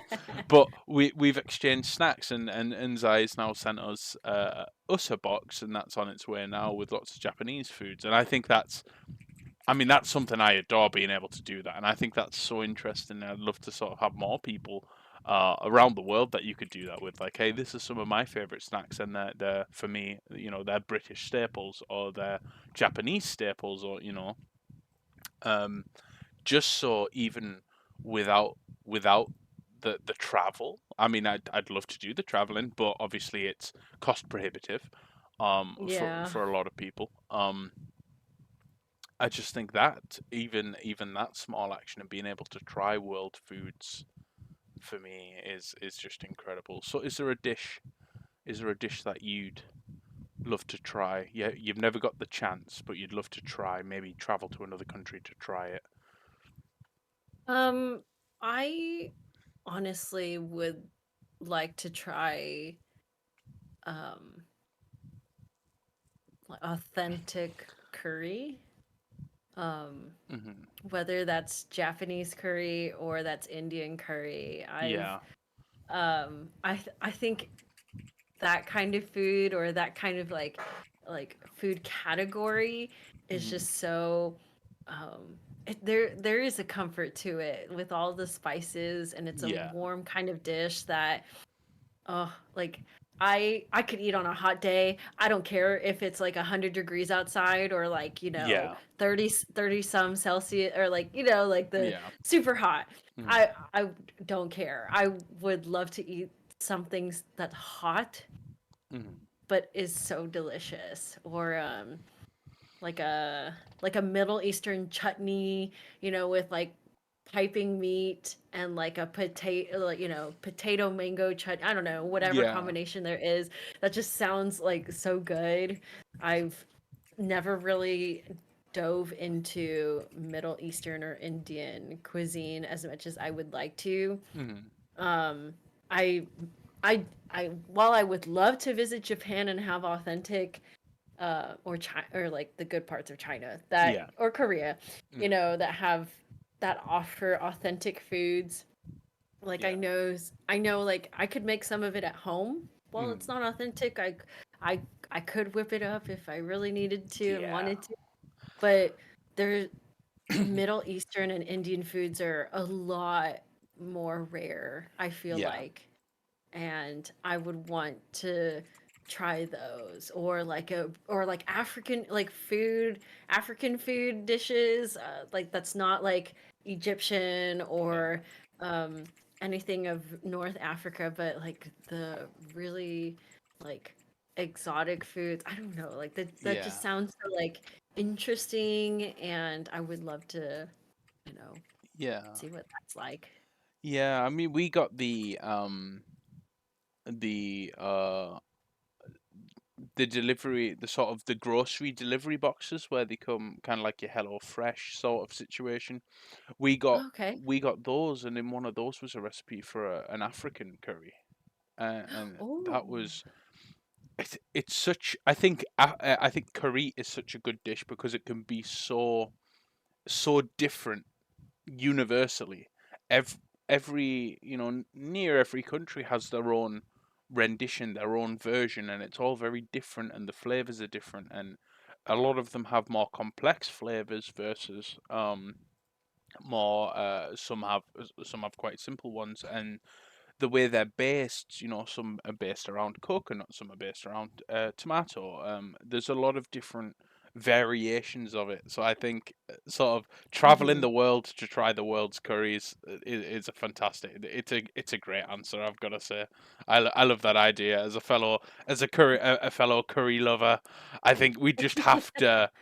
Yeah, it's so good. I mean, there was one in India, and it was a goat biryani was the curry, and they used Oh, a I mean, it's a bit graphic in how they do it, but it's a whole goat that they steam in all of these spices for days essentially, and the meat kind of falls off the bone.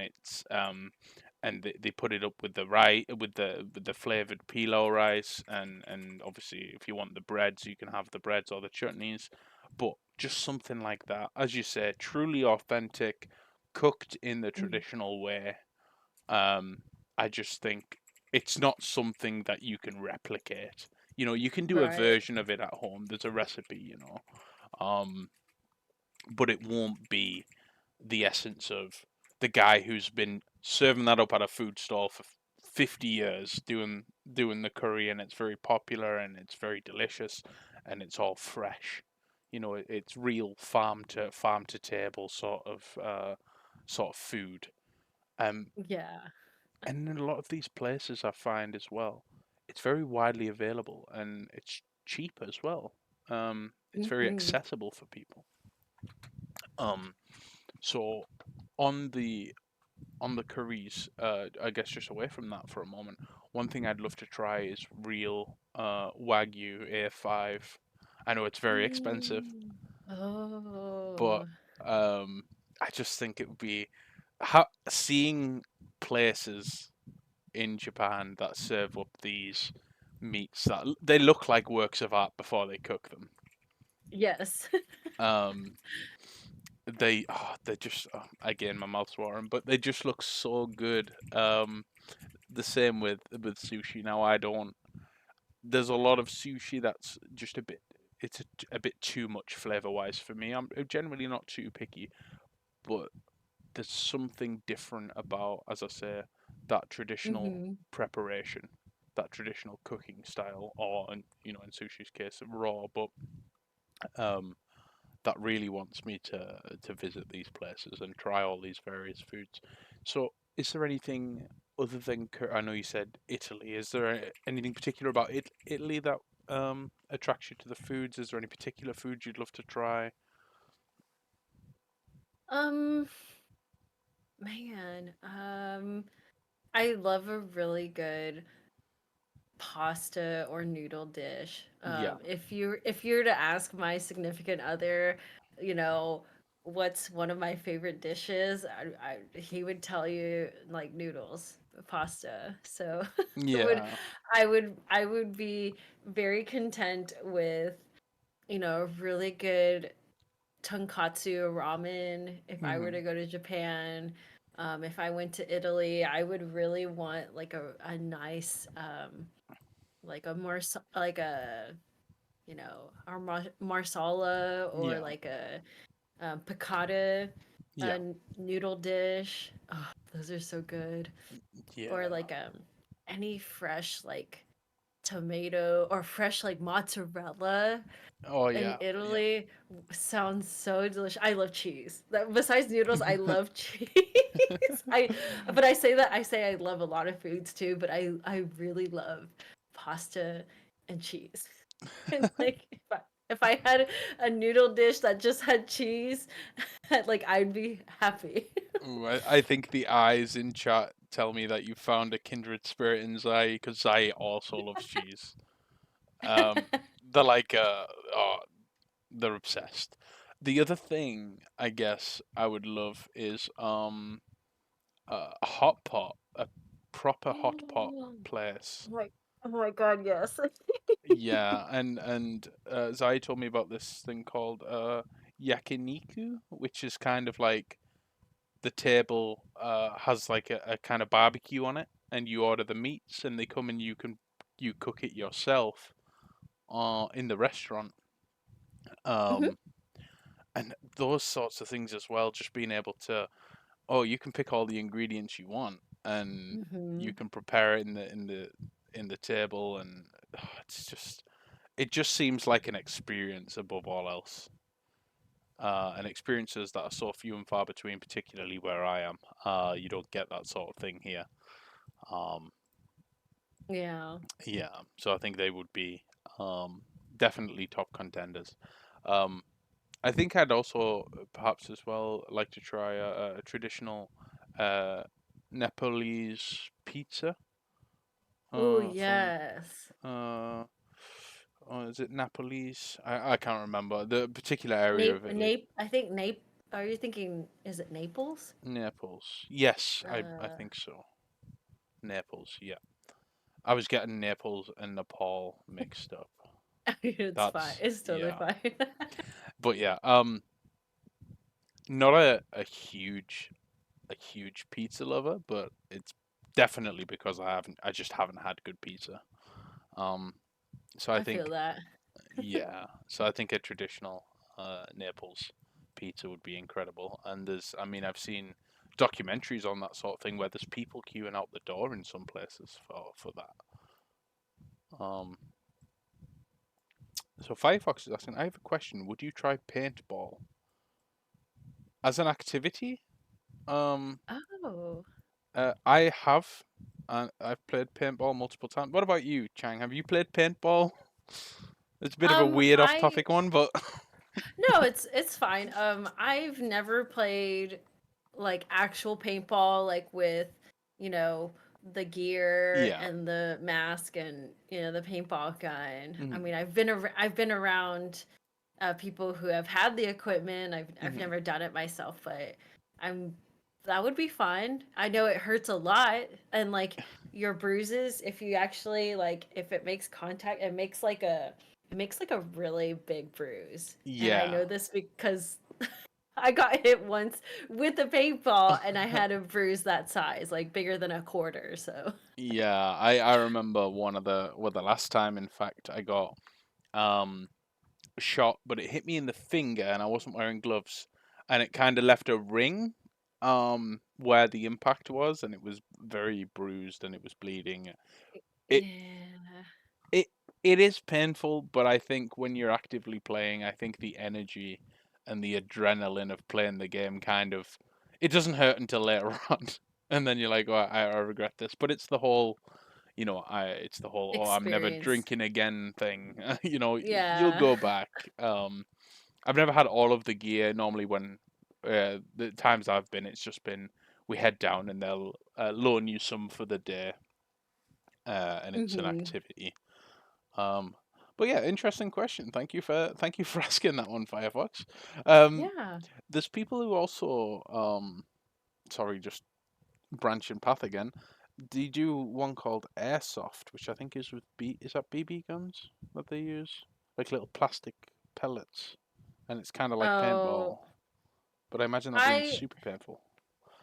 I'm sure that's a pretty painful too. I've never been around BB guns a whole lot, and um, Hmm. Like never used a BB gun ever, so I don't No, know. I mean, I probably wouldn't dive into that like no. activity too much anyway. Yeah. So I guess just with travel then, since we're on activities and travel, is there anything that you'd love to do that you just haven't had the chance to do? Mm, I don't know why. Mm. I've been I guess I've uh, I guess this is because I've been on vacation. I was on vacation about a week and a half ago, and I went Yeah. to go visit my family, and I went to the beach. But I thought about like boating and yachting, and I Yeah. know that like yachting is like, oh, it's only for rich people, which is Yeah. true because it's expensive to be on a yacht. Let's be real here. But the kind of traveling that you could do on like a boat or a cruise, you know, and you get to be in a different ports. Yeah. Sounds really cool. I am a big, I guess, I'm a big sucker for reality TV shows Yeah. sometimes. And there's a reality TV show called Below Deck, which Hmm. follows a yachting crew, and it follows this crew and the captain, you know, and they follow them as they take care of their charter guests, that come onto the yacht, Yeah. and they're there for like 3 nights, 3 days. And I thought it was so interesting to see these workers on this boat, not only like come up with service, they take care of the equipment. They have to actually ensure that the safety of the boat and like the crew and the guests. The stewards who have to take care of like the indoor stuff and like actually provide the service. There is a chef, like a yacht chef who like makes every single meal. And I never knew what Hmm. went into yachting. I thought that was really cool. And Yeah. seeing the chef buy, groceries and Hmm. bring it in bulk onto the yacht and like be able to whip up something for like these 8 charter guests. I guess it's called a charter when you have like a group of guests for a certain amount of time. Yeah. And this chef will make breakfast, lunch, and dinner on this charter. And I'm like, that's wild. One person. Yeah. Ah, that is interesting actually. Oh, so I mean that's slightly more that's way in fact more interesting than what I was gonna say, which was Oh, there's a thing in Iceland. It's like a spa in Iceland. Um, I think it's called the Lagoon, and basically they have a like a geothermally heated like river that passes through and around the entire spa. And it's a thing you can do where oh, you go in the river and you just let yourself kind of just float around the whole river. You like there's a natural flow. So you can go into this and obviously you're oh, surrounded by sort of typically you're surrounded by like it's dark and you've got the aurora borealis and the northern lights and it's there's snow everywhere, but oh. you're in this warm river heated by the earth just floating along, and I just think that would be a memory to savor. That's so cool. Yeah, honestly, yeah, I think it. I just, but there's other things like I just want to high five a seal as well. Honestly, I That'd just, be cute. it would. I love seals. We saw some. We went to an aquarium not long ago, um, and yeah, I just there's the world is an interesting place. I guess that's where I'll wrap my tangent up. Um, okay, well. I think it's time for what I call the deep cut. Now, don't worry, it sounds intimidating, but it's not. If it's okay with you, I'd like to ask a philosophical question, and I'm just interested to hear how you approach it and how you attack it. Oh, It's okay. maybe sort of opinion based. It's not going to be any of the sort of the deep cut areas. It's just going to be more of a general. So, Okay. um, let's take one on. Let's take a question on love. So, why do you think people desire love, to be loved and to love? Oh, I was not expecting that. No, it's this is the thing. You're on the spot, so it's gonna be what you think about it. Obviously, if that's an uncomfortable question, I'm more than happy to ask another one. Oh no, it's not uncomfortable at all. Why do people desire to love and to be loved? Yeah, it's almost like an Well, exam question. well, this is more subjective than Yeah, objective. So it's I don't have to put on my teacher hat for this. no, you can just say what you think or how you feel. That's absolutely fine. I'm just curious. I think from my personal side, to answer the part, why would I, if I were to put myself in this question, why would I desire to love someone and to Hmm. give my love to someone is to share my joys and um like my happiness with them. Yeah. um I think that people, if you if you were by yourself, like in single, and Hmm. you haven't really found anyone, like, and you do have friends and family, that's one thing. Like you can have experiences and love and care from your friends and your family, Yeah. and which both of those are separate forms of love, and I think are amazing and are just as important as a romantic love. Hmm. But I think what a romantic love could offer in its truest, or at least in my version of truest love, is the like unwavering uh unwavering care, like Yeah. genuine, unwavering. I want you to be happy. I want to share what makes me happy, and if it makes you happy, that's awesome. Yeah. And I would want you to experience that. And Mm. I'm a firm believer in, you know, experiences, like Yeah. positive experiences, whether that's like the friendship love, the family bloodline love, Hmm. or your romantic partner. Hmm. And that's why I would want to give my love to someone, is I want them to have that joy and that experience, the the those feelings. Yeah. I would want somebody to be happy, I guess, is what it boils down to. Yeah. um the reason why, if why would I desire to be loved, is I could easily just say, like, I want it flipped, and I want them to share what makes them happy, and Yeah.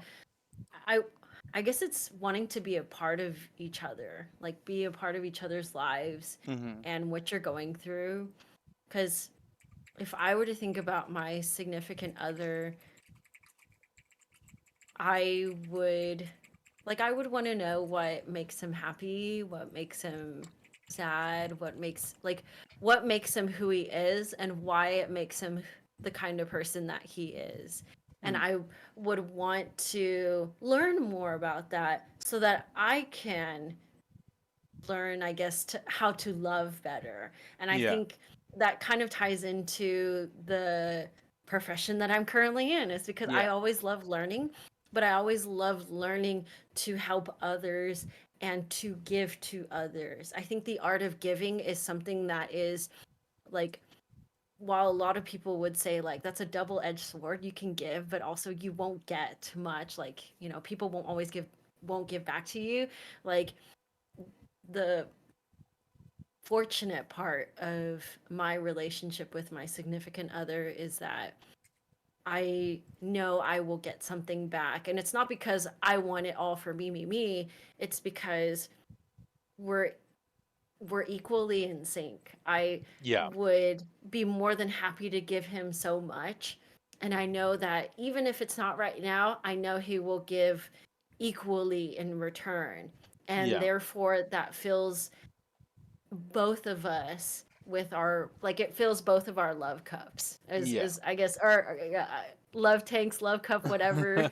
Yeah. And it makes me it makes me happy, and it makes me fulfilled that I can help someone. I think that's the kind of personality I've been discovering about myself, is Mhm. when I know I can make a better difference with someone, that fulfills me. Yeah. Well, I don't think I could have put that better myself. I think I agree. I think it isn't just love isn't just bi-directional. I think it's completely omnidirectional. Wherever you go, whatever you're doing, wherever I go, whatever I'm doing, this is our connected joint experience, and we'll share that, and we'll grow together, and we'll manage through things good and bad, and we'll let this strengthen us. And things might not always be perfect. There's going to be rocky times. There's going to be times where you can't give 100%. There's going to be times where I can't give 100%. But ultimately, we'll grow together and we'll love together. And on that, I think that's a perfect place to take a break. But thank you so much for answering that question. That was wonderfully put. Thank you. So, everyone, we're going to jump to a bit of a song break now. We'll have a couple of songs. Um, take your meds, stretch out, get some water, have something to drink, have something to eat. We'll be back very soon, guys. See you soon.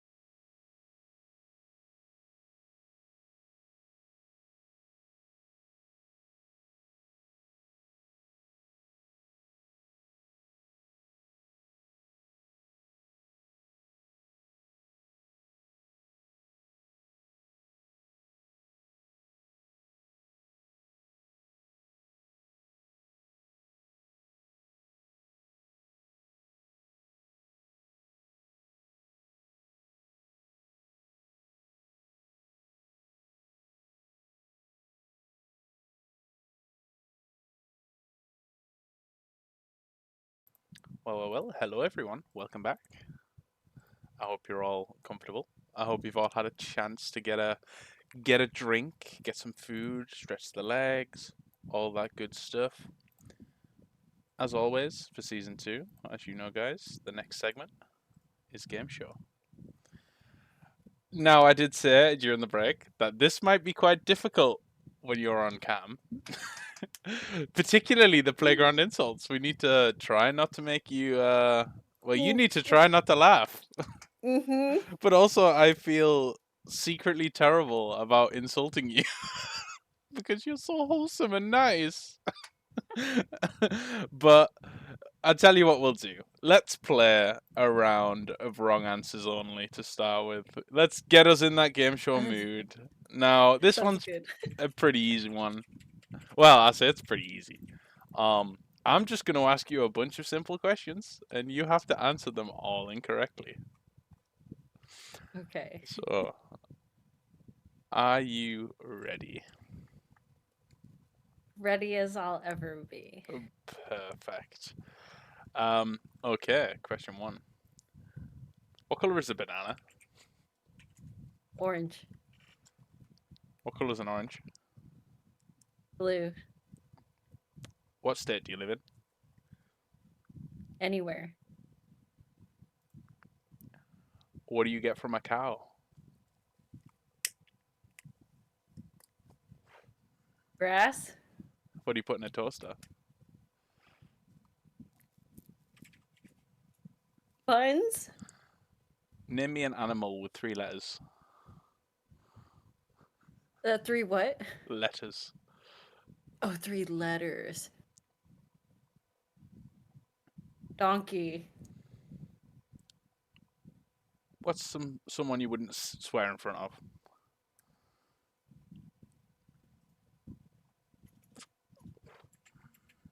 my dog. Name a type of oil. A whale. Oil. But Oh, oil. Oh, oh, oil. Oh, wait. Hold on. I think I got confused with the question. Sorry, it's the terrible northeast England voice. But you're doing very well so far. Thanks. It was oil. Yep. Oh, oh, what type of oil? Think about it. Oh. Banana. It works. You did it. Okay. Name me a sport where you use a ball. A spot where I use A a sport. ball. A spot. Sport. My A accent. sport. Oh, sorry, sport. It sounded like spot. I'm like, what? Sorry, it's it's the British. I'm so sorry. No, it's okay. A sport where you use a ball track. Name me an animal that has a shell. A goat.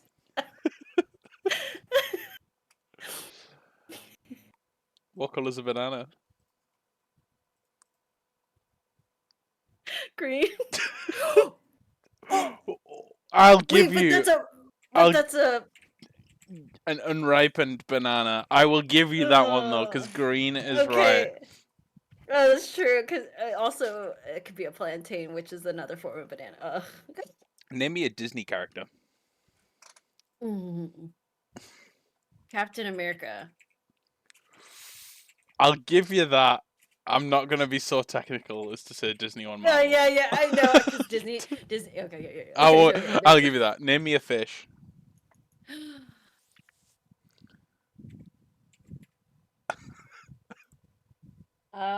My cat Lena.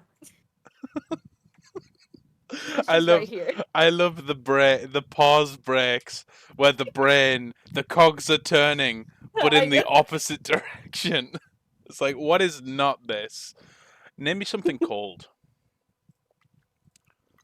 Coffee. Oh no, that can be cold. Damn it. It's okay. It's only one. It's a one. I I could give you that one. Okay, I'll let you have that one. Um, what's the primary language of England?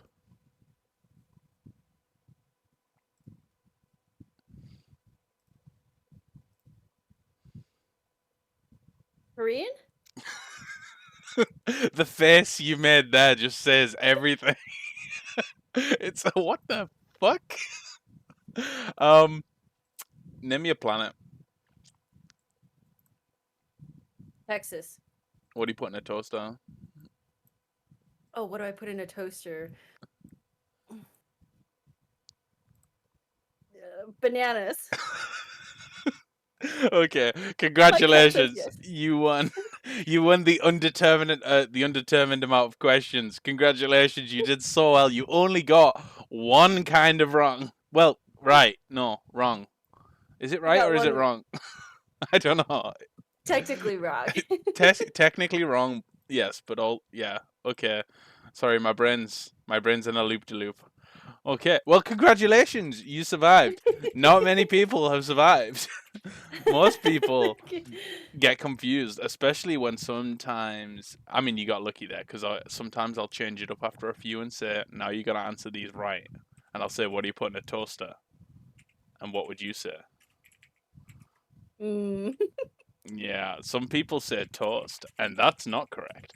So, yeah. okay, well, good job. So, I guess now it's time for playground insults. We'll do a few rounds of this. Let's see if we can get the giggles out first, because I know. I know it's gonna be difficult, This but is we'll. gonna be really tough for me. It's thinking of insults as well is I always find to be the most difficult part. So, would you like to start or shall I? And I have an example um of a playground insult. Yes. It would just be something stupid like "you're stinky," that sort of thing. I mean, you can go brutal if you want. I don't care. um, Oh, I am not very good with like, you know, whippy, snappy comebacks and like clapbacks or whatever. So yeah, I'll probably keep it PG or PG-13. It's not gonna be. that's fine. And just I remember, these insults are it's a game. They're not serious. Just so Yes. I always feel like I have to say that because just in case I say something that maybe strikes you the wrong way, I will try not to. So, whew, I need to stop myself from smiling now. Also, I need to get a drink of water before we start this. That's okay. That's quite alright.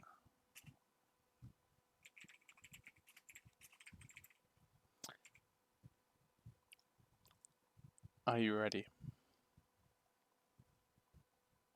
I am ready. So, Chang, you remind me of a slightly tilted photo frame.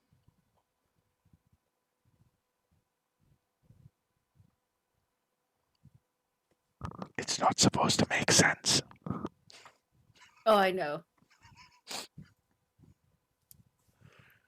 Well, that doesn't really matter to me because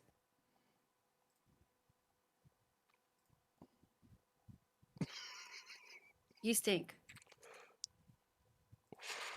Ooh, that was a good comeback. You are truly as sharp as a rubber ball.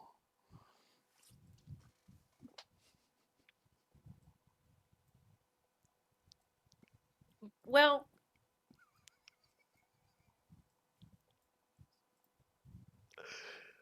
that's fine. However, Mm. I am not lacking in.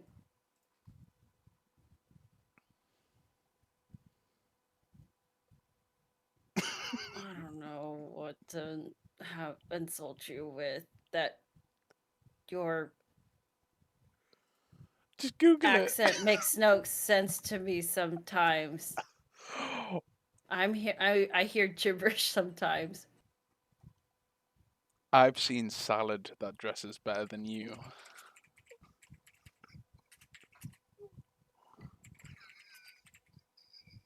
At least I can dress better than you, though. Oh, you know, if you were a vitamin, you would be an unessential vitamin.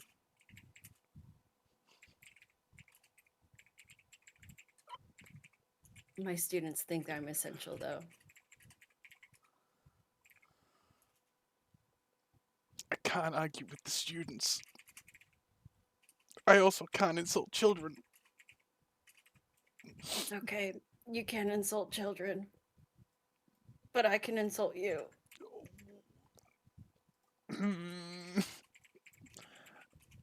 I feel bad for having a battle of wits with someone who's clearly unarmed. Mm. You know, I've got a thicker skin than what you're putting out right now. It's too wholesome. I feel terrible. Does that mean you lost it too? Yes! You started laughing. I just feel so terrible because I'm like insulted and you're like, I'm immune to your insults. Like, yeah, well, you're not very nice. Oh God, I was struggling. I was struggling. I was between feeling terrible, but also trying not to laugh. I can hear it in your voice. Oh, I feel it. Oh, I had to hold my breath so much. Okay. Ooh. Now the I laughs honestly are. thought I was gonna lose. Well, I, for one, think we should play again. Round two. Yeah. Fight. Let's go. Best of three. Let's go. Best of three. Okay, it sounds like you're out to try and win. Okay. Of course. You can't beat me on my own show. No. That would just make me look silly, goofy. Okay. Okay, I'm sorry if chat can hear my cat because she's knocking the microphone, by the way. That's fine. To be fair, I couldn't. Okay, that's good. So I think we're all good. But I don't think they would mind anyway. Okay. I would like you to begin, please. Mm. Please. Okay. Thank you. Okay. Oh, I haven't started yet, so No, none of us have no, I lost. haven't. I need to get it out. Whew. Right, I think I'm good.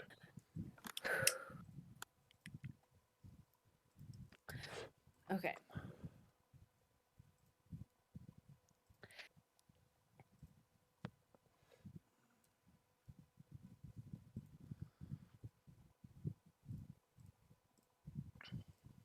Ooh. Actually, no, I don't think I can. Well, do I have to look up what? Ow, Lena, quit biting me. Oh.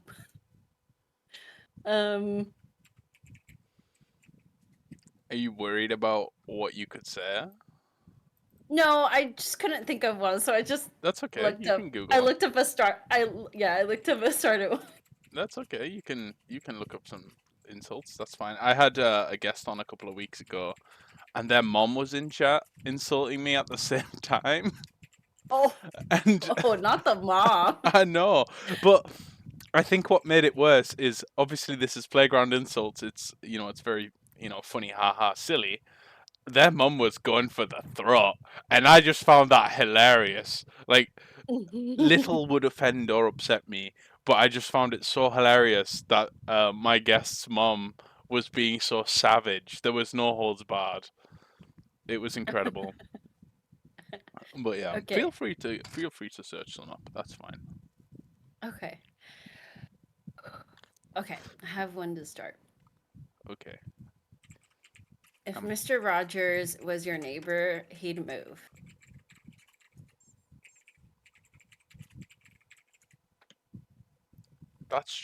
that's painful. However, your face is fine, but we really need to put a bag over that personality.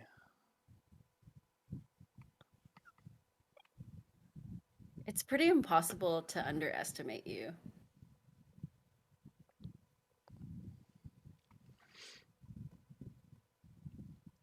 Ooh.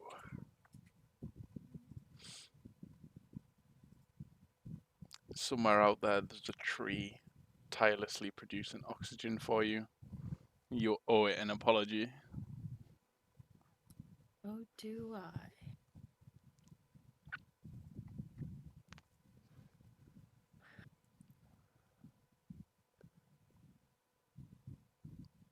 You're like a lighthouse in the middle of a desert. You're bright, but not a lot of use.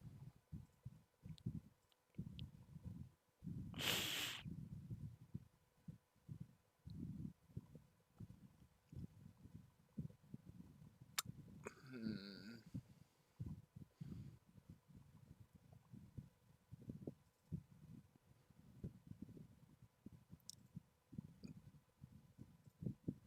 You're living proof that it's impossible to live without a brain.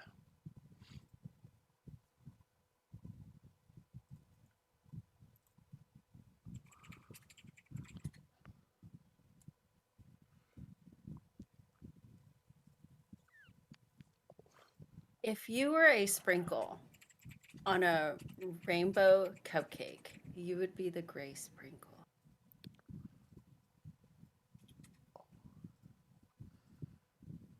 Sad, I know. That's deep. That cuts deep.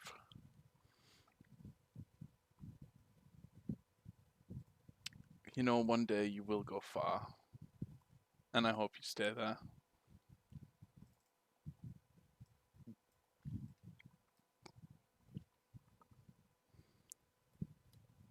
Mm. Well, I don't mind going far, far away from the stinky donation pile that you look like you came from.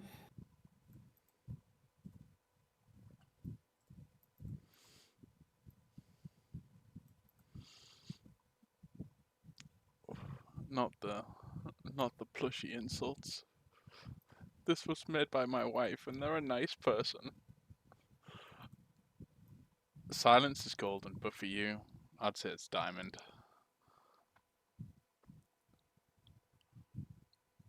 Hmm. You know, I'll take that. I'll be a. Mm, I can't think of any. Dang it.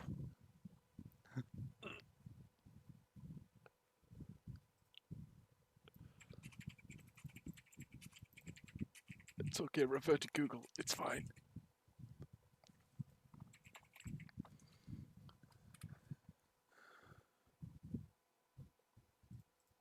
God, you You really. know, since you laughed and you lost that first round, and if laughter's the cure, or if laughter, oh my god, I already messed it up. Never mind. If Oh, laughter is the best medicine, then you're obviously curing the world. So, since you lost oh. with all that laughter in the first round. Hmm.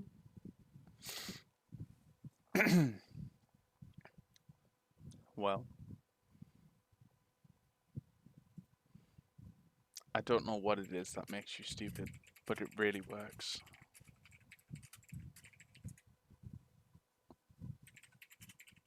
Well, if I'm stupid,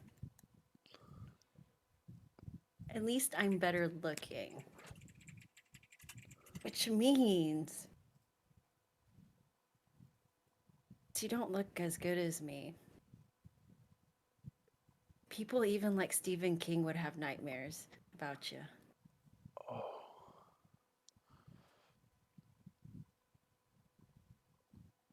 if ugly was a crime, you'd get a life sentence.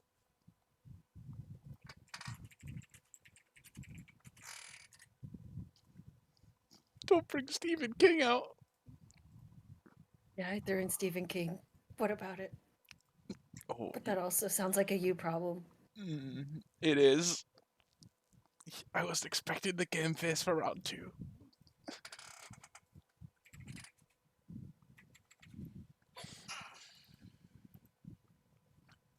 Oh, Wait, is it my turn? Wait, I think I. yes, yes, it's your Oh, turn. oh, I already thought I threw in one.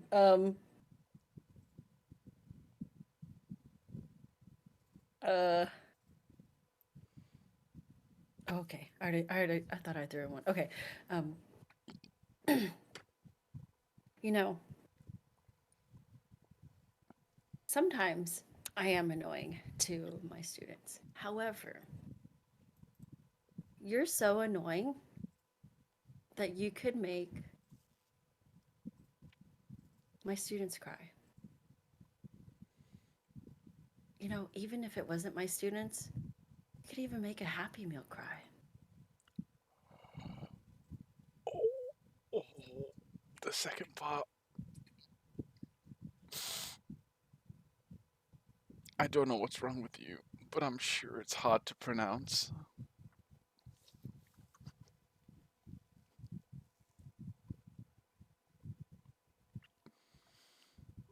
That's fine.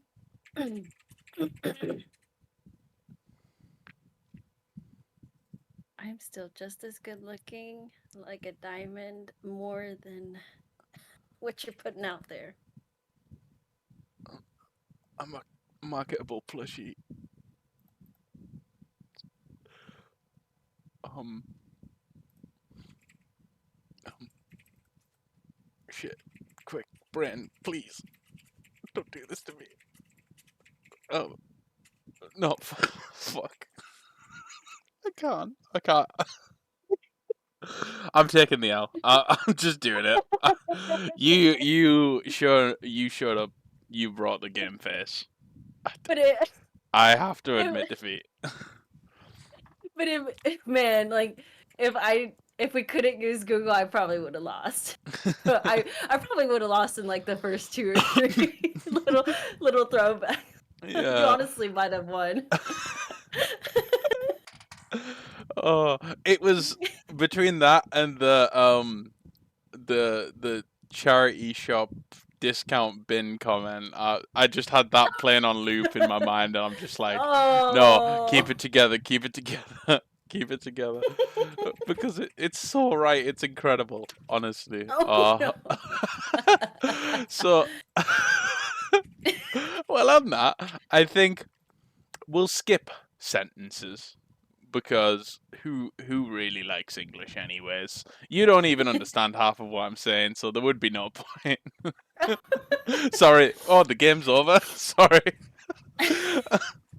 So I guess then we'll move on to the third segment, which is tends to be where things get a little bit interesting. Um, and this Okay. segment is called "Why Though." Why? I don't know, but let's figure out who the asshole is. Would you like to start with one of your posts, or would you like me to start with one of mine? I have mine ready, or one of them to read. Okay, fire away. I'm ready when you are. Oh, okay. This title is Am I the asshole for purposely excluding my friend from plans to go to a music festival because I know she would hate it? Interesting. I 23-year-old female made plans to go to a music festival with a group of friends and left my friend, a 27-year-old female, out after consideration. Over the weekend, me and some of my friends booked tickets to go to a 3 day music festival coming up later this year. I was so excited. I was telling my friend, let's call her Jess, about these plans. Jess was intrigued and asked if she could come. She's never been to a music festival before. I tried telling her that this event in particular really isn't her scene and that she wouldn't enjoy it. She insisted she wants to give it a go, and come along with myself and some mutual friends that I'm already going with. I really don't want Jess to come. I love her and we've been friends for over 7 years now. So I know her well enough that she would hate this festival.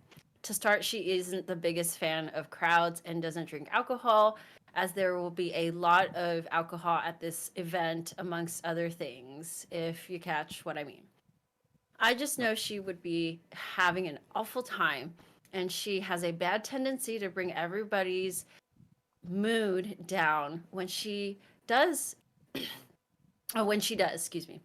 We would be camping together at this festival as well. So this isn't anywhere to go give each other space if someone's in a bad mood. Also, this festival is in the middle of nowhere, and she wouldn't be able to leave the festival early before the 3 days.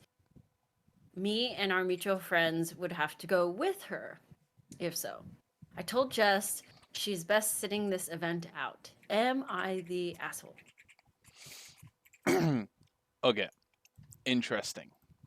Mm-hmm. My first reaction is no. So I base that on they've been friends for a good long time.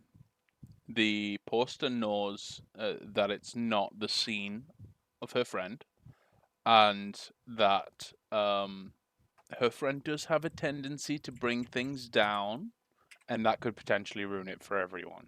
So I think at that point it's kind of I don't think it's an anti-friendship move. I think it's a let's take everyone into consideration in this equation. But for me, it's how she approaches that with her friend to say, look, maybe this isn't for you. I think that makes the difference. But on I initial thought, is not the asshole for me. I have to agree that not the asshole is the answer. Um, as I can see both sides. Yeah. I as much as Jess wants to go and be with friends Mhm. and like be in the scene, I don't like. I would hate to sacrifice my like if I was Jess, I would hate to sacrifice like, oh, this isn't really for me. I don't want to be here any longer, but I have to like wait it out. That would be Mhm. awful. And I Yeah. I feel like the friend is like actually doing Jess a favor. Like this really isn't for you. Like Hmm. you, you won't be able to leave early and tap out if you decide like this isn't right. I don't Yeah. know. Like And that could it's have uh, a rippling effect on everyone else there, the group that they're traveling with. Obviously, they would all have to leave at the same time, or they would be in an environment where there's this air of negativity around. mm-hmm. Um, so yeah, I mean, I'm gonna say it's generally. I don't think she's the asshole. I think she's looking out for a friend. What concerns me though is I don't think her friend will see it that way. Yes. Um, so I think it's. I mean, ultimately, all of these come down to communication, but I think that needs to be approached. But also, the friend is obviously free and at liberty to make her own decisions as to whether she wants to go to the festival, albeit not with the group of people, which obviously may put her in a situation. Um, But yeah, I think not the asshole, but it's a sensitive approach to telling her that would be needed. Is Yeah. my thought. If I were the friend who is talking to Jess about this, I would lay it out to her, if you do decide, even though it's not suggested that you go, you do understand you are going to do this and you will have to stay there for this long. And it will not be the kind of music or scene that you would like. Like, are you sure? And if this friend says yes, then, like, I mean, you can't physically stop a person, but No.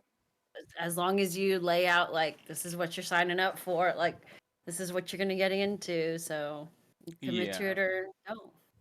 Yeah, and also I wonder if there's a bit of foresight um on the poster's behalf where they're potentially seeing, if Jess does come and it brings this negativity, there could be, a falling out or an argument because maybe there's another friend there who will say things in a more abrasive manner. Um, Hmm. and that could potentially cause a problem for everyone. But yeah, not the asshole, but yeah, sensitive approach. I think is sensible. Yeah, not the asshole. Perfect. Okay. Well, I have one here. Uh, am I the asshole for calling my boyfriend's degree useless?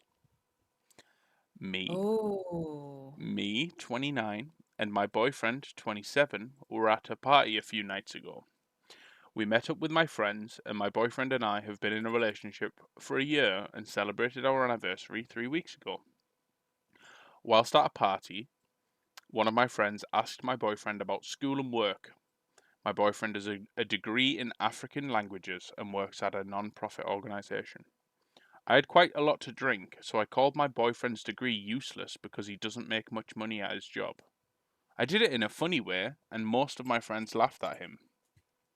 One of my friends told me it was an asshole thing to say, and my boyfriend really wasn't happy either, although I do think his degree isn't really useful at all. But ever since then, my boyfriend has been kind of cold with me. Am I the asshole? So, quite a short one there. So, Oh. I think. I don't know, what do you think? So this is at a party scene and the girlfriend is talking to friends about her boyfriend's schooling and her line of work, and Yeah. she made a comment, a joking comment that his degree is useless Hmm. in a joking way. Yeah. And it led to people laughing. Now, that I think is an important part of why the reaction that the boyfriend has had. Maybe. Uh, On the on the flip side, it would be really weird if she said it seriously, yes. though. Yeah, there would be something. There would be something wrong with that. She does genuinely think. Um, so it does say my boyfriend wasn't happy either, although his degree really isn't all that useful. So she does believe that it's not very useful.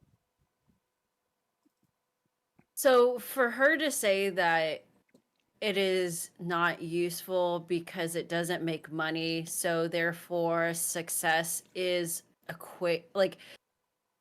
success is defined by money, Yeah. which is not like that's obviously like not true. Like No.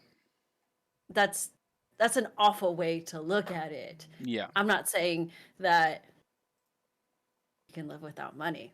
However, comma, like Mm. that is the the ideology of defining somebody's success based on how much you make Yeah. and therefore labeling them as successful or not successful. Hmm. That's a little bit of an that's an asshole statement. Yeah. I mean, Yeah. I agree, and the Hallowed King has put it there. You're the asshole. Firefox agrees. Hallowed King says, but she does think it's useless. She was also drunk, so she probably said it worse. So I think yes, those are factors to consider because I mean, don't get me wrong, I'm not one for I was drunk being a valid excuse to act like an asshole. I don't think that's fair. I think it Hmm. obviously it doesn't help. Um, but I also think there is an air of personal responsibility that you should take at all times. For example, if you're drinking, um, take an action to not get so drunk that you're gonna say or do something really stupid. Now, I think the factor of the boyfriend being laughed at in a public setting, I say in air quotes, um, her genuine belief that or his genuine, it doesn't specify male or female, their genuine disbelief that the degree is useful, as you correctly say, finances being equated to success, when that could have been a personal victory. He may have really struggled to get that degree and be really proud of it. Right. Maybe it doesn't specify, but there could be more there. Like the degree in African language might be a thing might be linked to his heritage, and he's interested more about exploring that and the culture around the language and the history of the language. Um, Right. and he works at a non-profit, so he works at an organization. I mean, I don't know if all non-profits charitable, because I hear Uh, non-profit and I assume charity, but I don't know if that's incorrect. are all nonprofits charitable? Charity. Uh, Because I'm not sure. charities are only one type of nonprofit, Right. but there are many kinds of nonprofits. So if a nonprofit earns a substantial part of the income via public solicitation, it will be defined by the IRS as a public charity. Hmm. Um, I mean, I assume that the boyfriend, knows that working for a nonprofit means that you're not in for the profit. Like Yeah. you have signed up to be Yeah. like you can make money, Yeah. which is true. Like you're some are going to be where you don't make money, but if even Hmm. if you make some money, it's not going to be, you know, a high salary or a Yeah. high, yielding paycheck. So he probably went in there knowing that um he's not going to make as much as you know, Hmm. a staple, not staple, but like a well-known career. Yeah. Yeah. Yeah. Exactly. Um, it feels a bit like this person has effectively, um, inebriated or not, has effectively outed their boyfriend as having their career path and their choice of education be a complete waste of time, Mm-hmm. which is a real, like, why is that? I mean, they're talking about, what does it say? One of my friends asked my boyfriend about school and work, etc. So they're talking about it. So where I don't see where that comment is at all necessary to be made in the first place. Um, to say, oh, he has a degree in African languages. How useless is because he doesn't make much money. It's so useless. And it's like it just seems an unnecessary thing to put in to a conversation. If someone just Yeah. inquires, um, yeah, it feels like they've taken a real sort of asshole approach to something that wasn't even necessary in the first place. Drunk or not drunk. I mean, there are ways to, even if that was something that she thought, there could have been a way that she could have expressed it a lot more professionally. Yeah. or sensitivity. especially in a public setting where there's like a bunch of people around, and it sounds like there's a lot of mutual friends, like maybe it's a house Y- party Yeah. or something, or a school party, whatever. Hmm. And you don't, I mean, you don't say those things.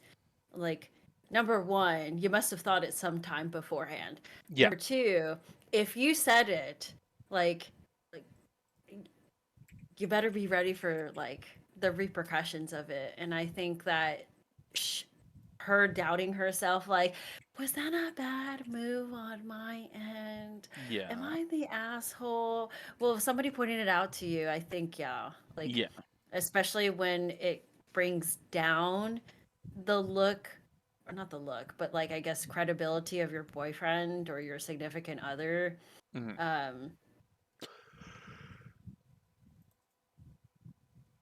that doesn't look good for anyone. Yeah. And they then obviously they sugarcoat by saying, "Oh, I brought it up, but in a funny way." And it's like, well, there's no there's no funny way that you can outline to a group of people that you think your partner's choice of work and education is useless. But also, what do they do for a living that makes them believe they're qualified to be able to do that? Obviously, Right. the only thing they're basing that on is the income. Which is why, like, that is a horrible way to base success and uh, contributions. Yeah. Like, It just seems if, mean. yeah, and yeah, that's an asshole Yeah. from me. Yeah. And I mean, it's it's an interesting and curious subject that he's studied and got a degree in. And What a lot of work. yeah, and I think intellectual curiosity is something that's lacking in the modern world now. There's not enough people who are wanting to put their time into these subjects, but it's probably because it's stigmatized as being useless or that's not going to make much money, therefore you're not going to be as successful. I think there's maybe a societal thing to say about that as well, perhaps, but I think that person may have single-handedly ruined that relationship that they put a year into, or at the very least, that perfectly flat, crisp piece of paper that is trust has now been scrumpled up and will never go perfectly flat ever again. But Hmm. maybe they'll do what they can. But yeah, I think there's definitely going to be. Well, they're dealing with the repercussions, the consequences of their actions, and yeah, I agree. Asshole. Hmm. All right. Well, that was a nice one coming off the back of someone who wasn't an asshole. So Yeah. let's have your second post then. Okay. Am I the asshole for embarrassing my sister at her engagement party by uncovering her lies about our childhood? Ooh. Oh. I picked this one and I did not read it that thoroughly. And well, Hmm. here we go. Well, let's see. Yesterday was my sister's engagement party, 25 female. Me and my two brothers, one is 22, and two of us are 21, have been on the other side of the US for the majority of 2023 and didn't think we were going to be there for the party. But plans shifted and we ended up arriving home last Wednesday. I'm honestly not sure if I was invited so much as we simply happened to live where the event was being hosted. Okay. Because it was held in my parents' house. Okay. My sister didn't outright say she didn't want us there, but we didn't see much of her in the lead up. We didn't really know any of the people at the party, so we were going around introducing ourselves to people, mingling, doing party things, a bunch of other stuff. Hmm. At some point, someone mentions the family photos on the wall. and how they were surprised to see a ton of us on the wall when they didn't even know my sister had siblings. Oh, this is Oh, getting juicy. Oh, it's uh-oh. getting Oh, this juicy. is tea. This is tea right here. um, this sent me down a rabbit hole of confusion. This person elaborated and said she was surprised to see this type of photo on the wall because apparently my sister had told all of her friends that my parents were extreme workaholics. Uh, we have Mm, a really nice house, so they weren't surprised by that. It uh, felt just that it felt properly homey and lived in. Once again, I was thrown for a loop. Okay, that was a weird paragraph. yeah, yeah. Uh, growing up, our home was the house. We had friends over constantly who were basically like extra siblings. My parents worked a normal amount, and they were home with us as much as possible. We got taken to sports practices. Parents took the time to get to know all of our friends, etc. I would even go so far as to say they were more involved in our lives than average. It was my sister who really separated herself from everyone and chose to exclude herself from the activity. Oh, I see. Oh, interesting. At some point during this conversation, a few other people overheard, and soon enough, there was a decent crowd of her friends around my brothers and I, listening to stories of us growing up that were blowing these people's minds because because it's apparently common knowledge among their friend group that our parents were so hands-on, and uncommon knowledge that we even existed. I ended up having a really good time and felt like I made some new friends. No. After the event, apparently, my sister was crying because I embarrassed her in front of all of her friends and that the work she had put in to separate herself from us golden children had been undone. Am I the asshole? Oh my God. Oh dear. Okay, that is That's a little complicated. yeah, there is trauma there in amongst that, I believe. Um, hmm. I would never call anyone an asshole for telling the truth about a situation. Okay. So in this situation, um, person's sister and uh Brothers. and brothers are basically made out to not exist when in fact it turns out yes they do exist and their parents were really hands-on and they had a really good childhood and I'm getting the impression that the person whose engagement party it was the sister is the black sheep of the family, the kind I of mean, maybe, mm, maybe that sister, like,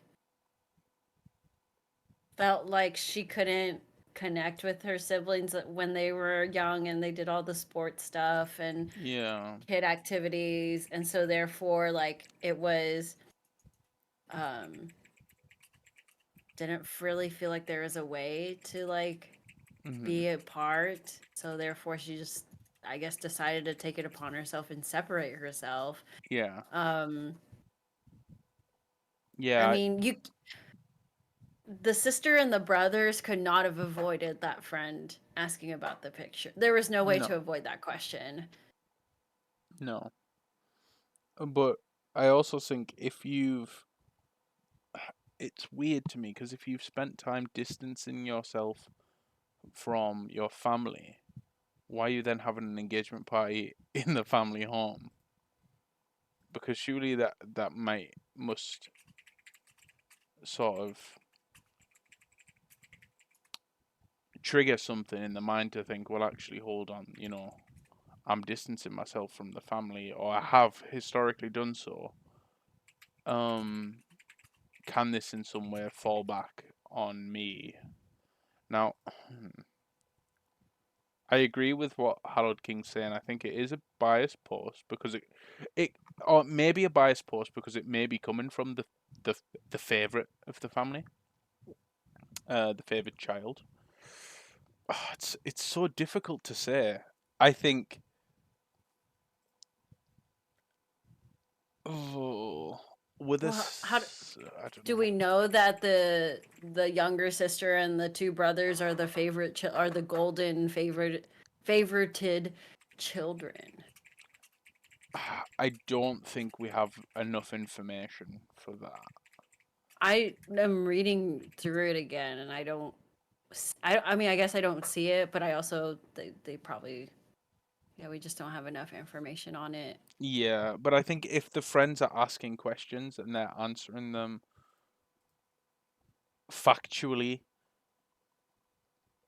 um, from their perspectives, then I don't think that's an asshole move because how are they supposed to know that? I mean, they knew the friends were sort of surprised that there were siblings in like in the family, but how were they supposed to know the extent of the stories or the fabrications that were being told? Well, right. They didn't know what they were walking into when you know, the guest had asked about, oh, well, hey, look at this picture. Like, Yeah, I didn't know there's so many of you. And then one thing led to another in the conversation. Therefore, it's yeah, then the whole realization happened. yeah. So, do I think the person is the asshole for telling their childhood stories? Um, no, I don't think they're an asshole for that. What I do I think don't they're think an so asshole either. for is maybe I don't know. So, so I like discussing these posts, but I also sometimes I think, does this you're kind of making yourself into an asshole by putting it online, I guess. Mm. Almost as if there's a point to prove. Um Maybe, you wanna feel validated in your thoughts and you're seeking that validation online. So that's sort of a more I guess that's an additional layer to it. Um but just using the information that we have at hand, I don't think the person is an asshole. I don't think they've done anything that would warrant them being an asshole. Um, Yeah, it wasn't malicious or like I'm out to get my sister and you know, blast her or whatever, like whatever. Like I was just sorry, my dogs are barking if you can that's hear okay. them. But um, um she wasn't out, she was just answering a question honestly. Yeah, Therefore it led to the whole story, but it wasn't with the intention if it was malicious or not. I mean, I I don't, we also don't know the history of the siblings, like the relationship of these siblings. So if hmm if the siblings were like good for a while, then they're estranged, and then like they're fine. This is their first time meeting up for a long time. Then I don't know. Like that's a little more complicated. We would need more info for yeah, um, this. yeah. So, let's see. So, Hello King says, it's the fact that it drew a crowd, and I made new friends that make me think it's not even real. Huntress Stieluski, what has me joined into today? You're in segment 3 of Chatty B. We're talking about Am I the Assholes? Firefox says, I feel like this one is a domino effect because it could have happened to both sides. Um, yes, Mm. true. I think with this we have to take it at face value with this one because I think we can spin this globe and come out with something different every time because I think we can look at it, we can look at it from so many different perspectives and draw something different from it because this could be framed in such a way that makes the poster seem like the asshole. But I think using just the facts at hand, I don't think they've done something that makes them an asshole. Um, Looking at just the context we're given, the text we're given, I don't think it was malicious either.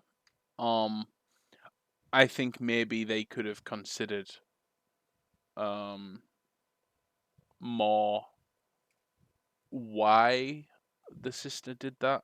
I know it said that in brief, didn't it? It covered Mhm. that in brief. That was it. Something the sister felt.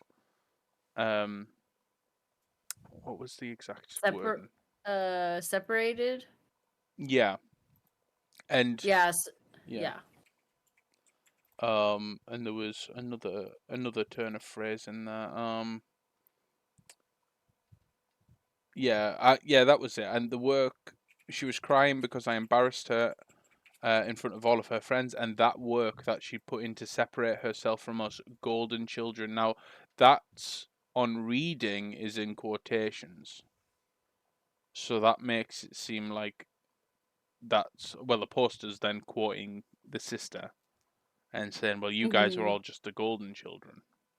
Right. Um, so there's obviously there's something deeper going on there. Um, hmm. It's a difficult one. I think I th- generally speaking, they're not the asshole. yeah, I would say on the surface level, like alone, just Yeah. answering a guest question, like, oh, this picture is accurate. This is, we are siblings. Like, this is true. Like, that's not an asshole move. Um, if there was like more background animosity between the siblings, I mean, Hmm. maybe, I don't know, like Yeah. surface level, not the asshole. Yeah, I think so, yeah. But yeah, more context needed. Uh, for any more. There's more to be explored there, but we just don't have the context. Um, Hmm. or the facts at hand. Okay.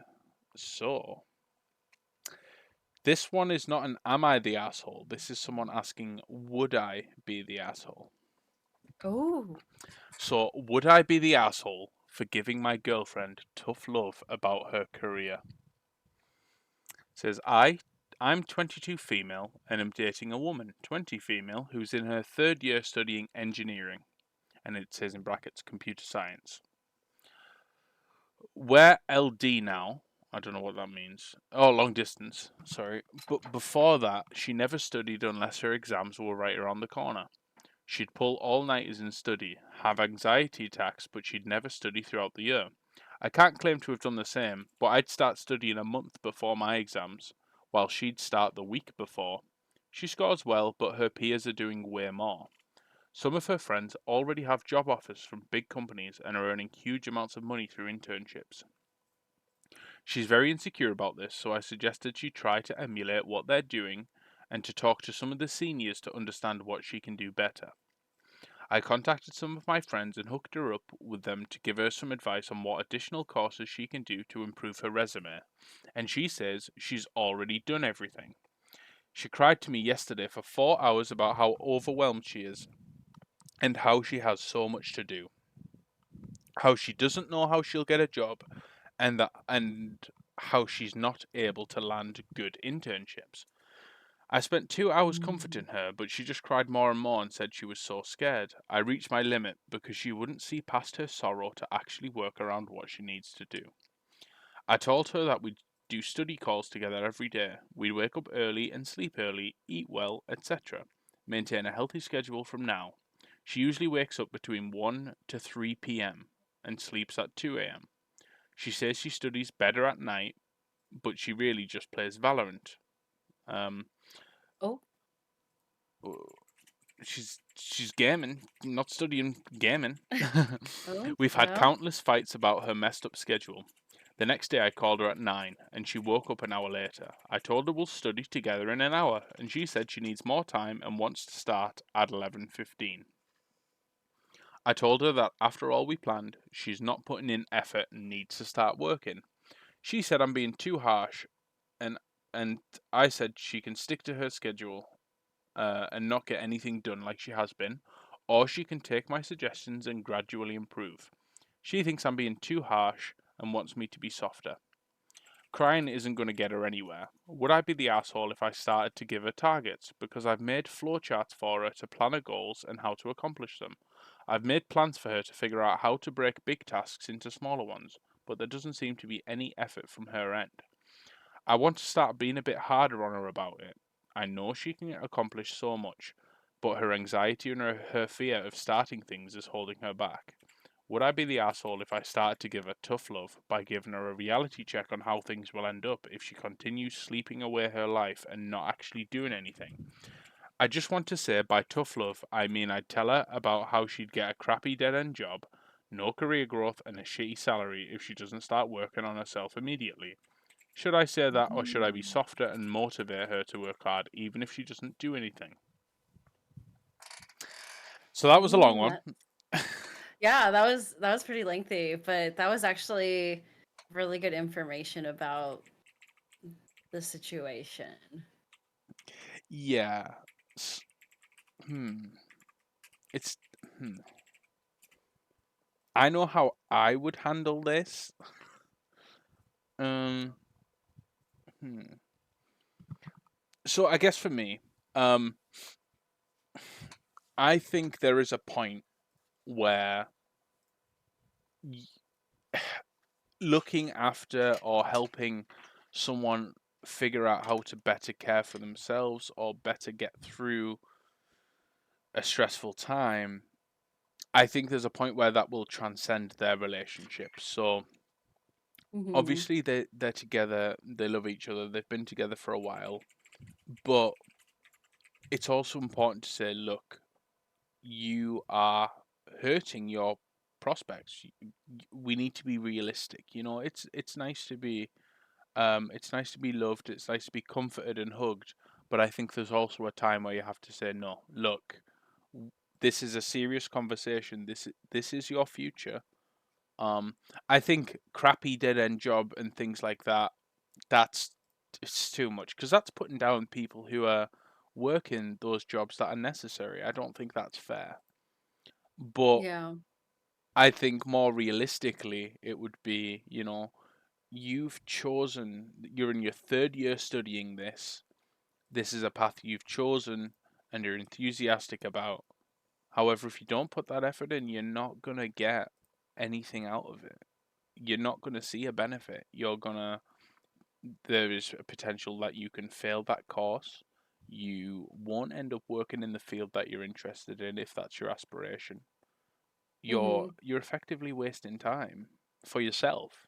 And this has no impact on anyone around you. This is your life, you know, and this is where I say it transcends the relationship because, of course, ultimately, you know, if they go to live together, it will have an impact on both of them, you know, financially. But I think there's a time where you have to take that away, put that to the side, and say, no, this is you, this is your life. And I can't tell you what to do, but what I can tell you is the path that you're going down, you could fail that course. You won't end up getting the roles you want. You're already saying the internships that you want aren't available to you because they're going to other people who are putting that effort in. So there's only one way to turn it around, and change starts at home. It starts with Yeah. you, you know? So, See, this is. mhm. Oh, go no, go ahead. Go ahead. I was Uh, just going to say, so I I don't think Reddit thinks this person's an asshole. mm, I don't think they're an asshole. I think the question of would I be the asshole? No. I think you could be the asshole depending on how you approached this. If your approach was it was direct but used insulting other people, insulting people who people who work in stores, gas stations, all that sort of thing. People, what society perceives to be dead end jobs. Um, I think using that, I don't think that's a good motivator because that's those people are lesser. You'll become lesser a person. And I don't think that's what's happening here. I think what's happening here is this person's not investing in themselves as much as they should be, and they're seeing consequence to that. So they need an honest and frank conversation to say, you need to start investing in yourself, or these things that you're doing now, you're not gonna get the end product that you want.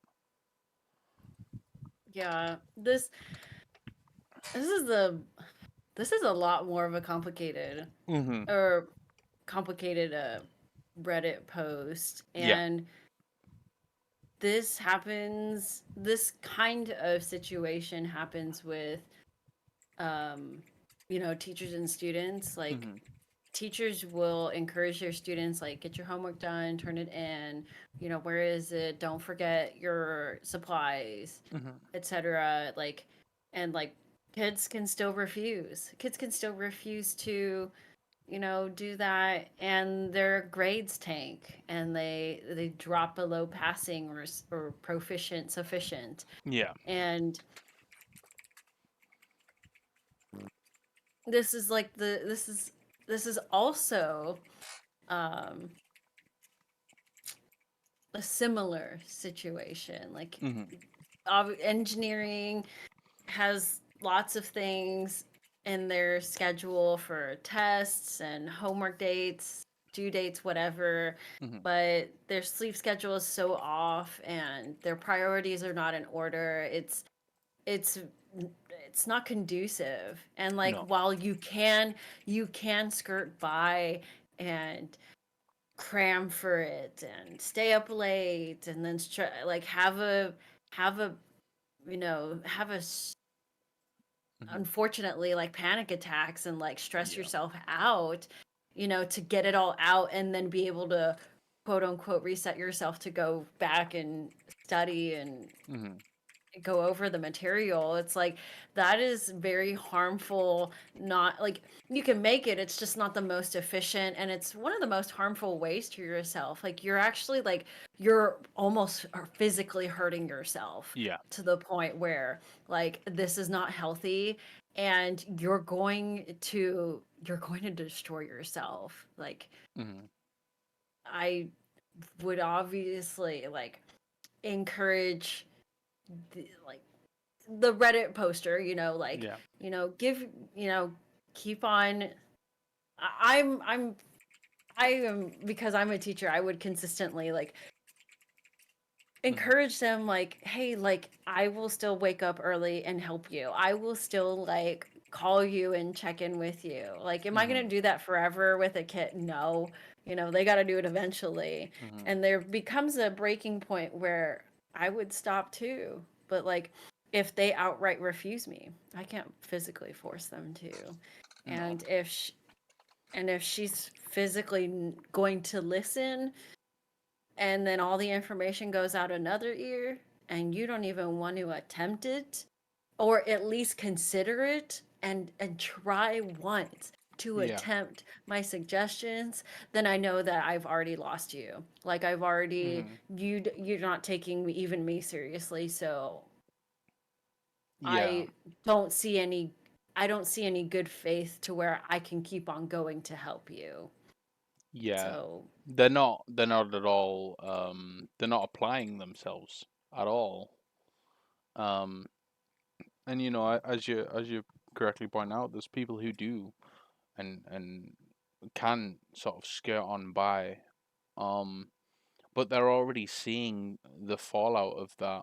Um because consequently their peers are getting internships that are making a lot of money. They're presumably enjoying the internship. They're getting all the experience, and those are things that are not available to this person because they're not applying themselves to it.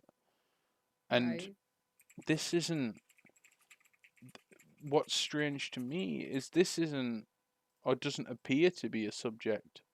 Yeah, this isn't something that's mandatory. This is a subject they're choosing to do.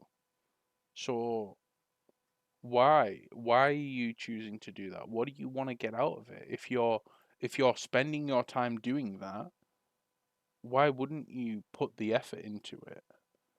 If you Mhm. don't want to make that conscious effort to um get the most out of your learning and the education while you still can, then what really are you doing? You've got your sleep schedule's upside down. You're playing a lot of video games rather than studying. You're misprioritizing everything around it. So Mhm. why are you even bothering in the first place?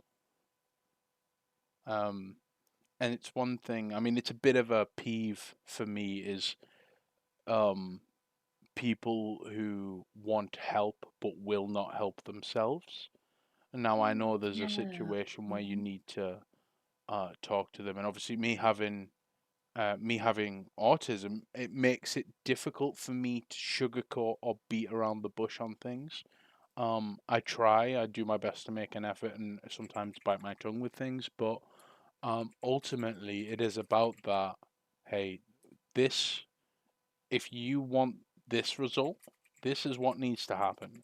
Now, if you don't bother doing that, then you're not going to get the result you want, and all people are going to say at the end of it is, "We told you so," and that's not Mhm. going to feel good.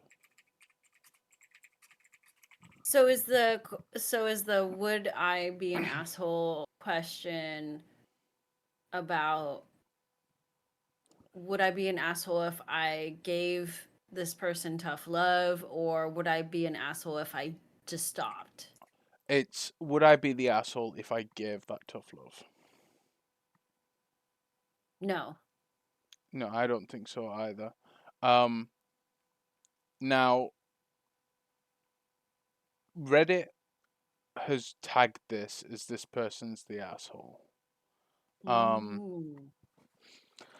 Now there's a couple of reasons I pick up in the comments. Some I do see where they're coming from. So, for example, one makes the point of your you are assuming there that your girlfriend or partner is neurotypical and doesn't have something that may make them think or perceive things differently. However, that only Okay. goes so far because I would assume if they're in a relationship, they may know about this. Now, obviously, there are a lot of things like autism and attention deficit hyperactivity disorder that are, first of all, massively underdiagnosed, but second of all, particularly in women, are massively underdiagnosed as well. Um, so there's this aspect of there may be something else at play. Now, this sounds to me like um the behaviors of the sleep schedule and the playing the games and the escapism sounds to me like that relates back to me when I was having a difficult time with depression. So there Mm-hmm. could be something else going on that may be needed, that may need to be explored. There may be support needed in other areas. So that's one side that I can see that. Um the other side is people saying, "Oh, you're her partner, not her parent or her teacher, so you need to stop trying to be a coach and just try to be her equal," which kind of right, but I also think part of being in a relationship or being with someone is being able to communicate with each other when things aren't okay. Correct. Um, because it's, as I say, it's great to comfort one another. It's great to be there for them. But if you can't say, "Hey, your the way you responded to this situation, or what you said there, or your behavior there was not good," that's not okay. And here's why it's not okay, and here's what we can do, or is there something else we need to talk about? Doing it constructively anyway, having that conversation to say, um, this isn't okay, but look, here's how we can solve it. There's no love lost. Um, so Huntress says she's not being harsh. She's trying to help a lot. Um, this is basically me because I do everything. Um, the one who's getting nowhere does. Oh, I do everything the one who's getting nowhere does. I can say I'd prefer tough love over someone just going on and saying you can do it, though this is them, not me. I don't think they're the asshole.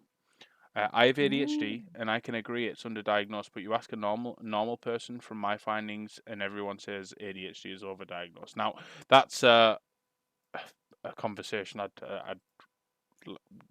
logistically, it's not a good conversation to talk about on a stream or a podcast. Whether things are underdiagnosed, overdiagnosed, it's complicated. It's more complicated than black and white. Mm-hmm. But I think. Hmm, the points that people are saying, can you just be her girlfriend and not her life coach? I think that to me, I'm stone faced and completely disagreeing with that, because I think part of, as I say, part of being together is moving through things, moving forward together, even if that's one person having to pull the leash a little bit rather than walking in tandem. Um, because you've got to grow together, and part of growing together is acknowledging, understanding, and acknowledging one another's failings and working together to figure it out and move through it. That's It would it mm, would be a very big disservice if they were to just kind of hands off, like I'm just gonna let you do what you want and just be there for you, and yeah, not really giving a give my like genuine like opinion or genuine I'm caring for you, like I care for you, and mm, I want you to be well. Like mm, if they can't even do that, and Reddit is saying, why can't you just be there for your girlfriend? Like you're honestly hurting the relationship and just letting the letting the fire go. Like yeah, you're not going to try and put it out. And I don't agree with that, because you as a person who hopefully has some really good morals and ethics and or the right mind, and you will see that this is mm, not healthy and it's not conducive in any sort of way. yeah. So, No, absolutely, absolutely right. Yeah, it's not. You can't really, or you shouldn't, at least in my opinion, sit by if you're particularly your partner's having a terrible time, but also a friend, even just if you have a good friendship with someone, you can't just sit by and let them struggle, because they're clearly struggling. They may not want to fully admit it, but obviously there's barriers there, and be those barriers um mental, um or be it, you know um even academically. Maybe they're struggling, they're sort of escaping because they're struggling to grasp concepts or understand ideas. There's there's a necessary support network there. Um, mhm. and I think if that support network wasn't there, then obviously they're not going to do anything to actively change it.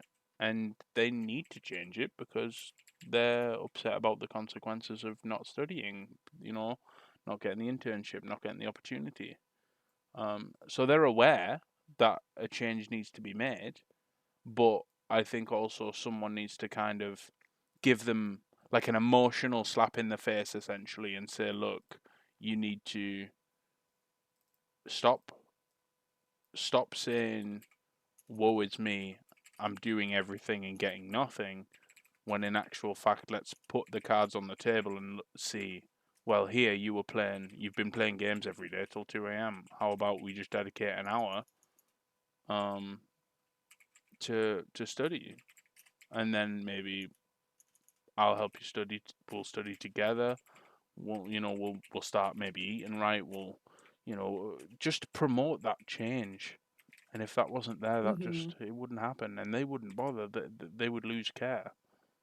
Um, yeah. So difficult one, very complicated. But I don't think they're an asshole for caring, because that's what it comes down to for me. Same, not the asshole. Yeah. So Firefox says, not the asshole. I'm autistic and have ADHD, and yes, it is difficult for me to do stuff sometimes. Like I will get distracted, but I would have to tell myself, like, hey, you do have to do this because you have to graduate. Yeah, like Mhm. setting one of the big things that helps me a lot um is setting small but achievable goals, because obviously the end goal is, I want to get that degree in computer science or whatever it may be, but that's the limiting factor of that isn't just the studying, but it's also the time. That's a course. That is a full program. If you don't achieve anything, or you don't perceive yourself to have achieved anything in that time, then what keeps you going? You know. Hmm. So I think setting yourself small but achievable goals, even if they're just minor life changes, that mounts up, and that gives you a reason to progress and a reason to continue. That's something that helps me anyway. It's not maybe not everyone's approach, um, but yeah, wow, Yeah. yeah. Anyway, I'll be perfectly honest. We're pushing on for 4 hours, so I think we're gonna wrap up there if that's okay. Yeah, absolutely. Well, thank you very much for joining. I had an absolute blast, and I hope you had fun too. This is a pleasure. Thank you. No, that's quite okay.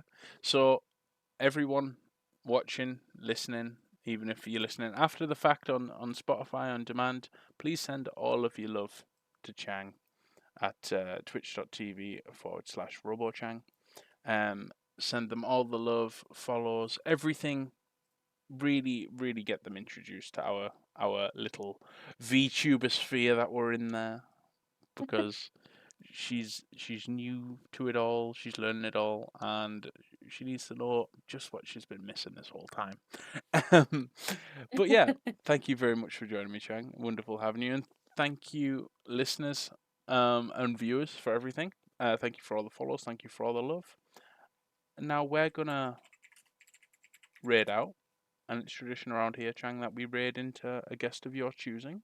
So, would you like to select someone? Do you have someone in mind? I do. I would like to send you or send y'all Hmm. to um, a friend. Excuse me. Actually, I'll just type. Should I type it, send it to you in Discord Yeah, just or? Okay, a link in perfect. Discord will be good. Yeah. Oh, okay. Um, we're gonna And in the send you. meantime, everyone, if you haven't already, make sure you go and follow Chang. Send all the love. She's such a cozy streamer. She's wonderful. And I think that has shone brilliantly throughout this entire episode. So perfect. So we're going to send a raid over to Tech Guru now. So I hope you'll join me, everyone. I hope you'll send them all the love as well. Give them a big, I guess, VTuber, PNG tuber, art tuber, whatever you want to call it. Give them all the love in the world. Give Chang all the love in the world. Thank you for And having we, me. no, it was an absolute blast. I absolutely loved every moment of it. We'll be back next week on Chattybee with season 2, episode 5 with DZPG1, who is absolutely insane. Um, don't know what we're going to be talking about, but I'm sure it's going to be here, there, and everywhere. But in the meantime, guys, thank you so much again, and we'll talk to you next time. Bye bye.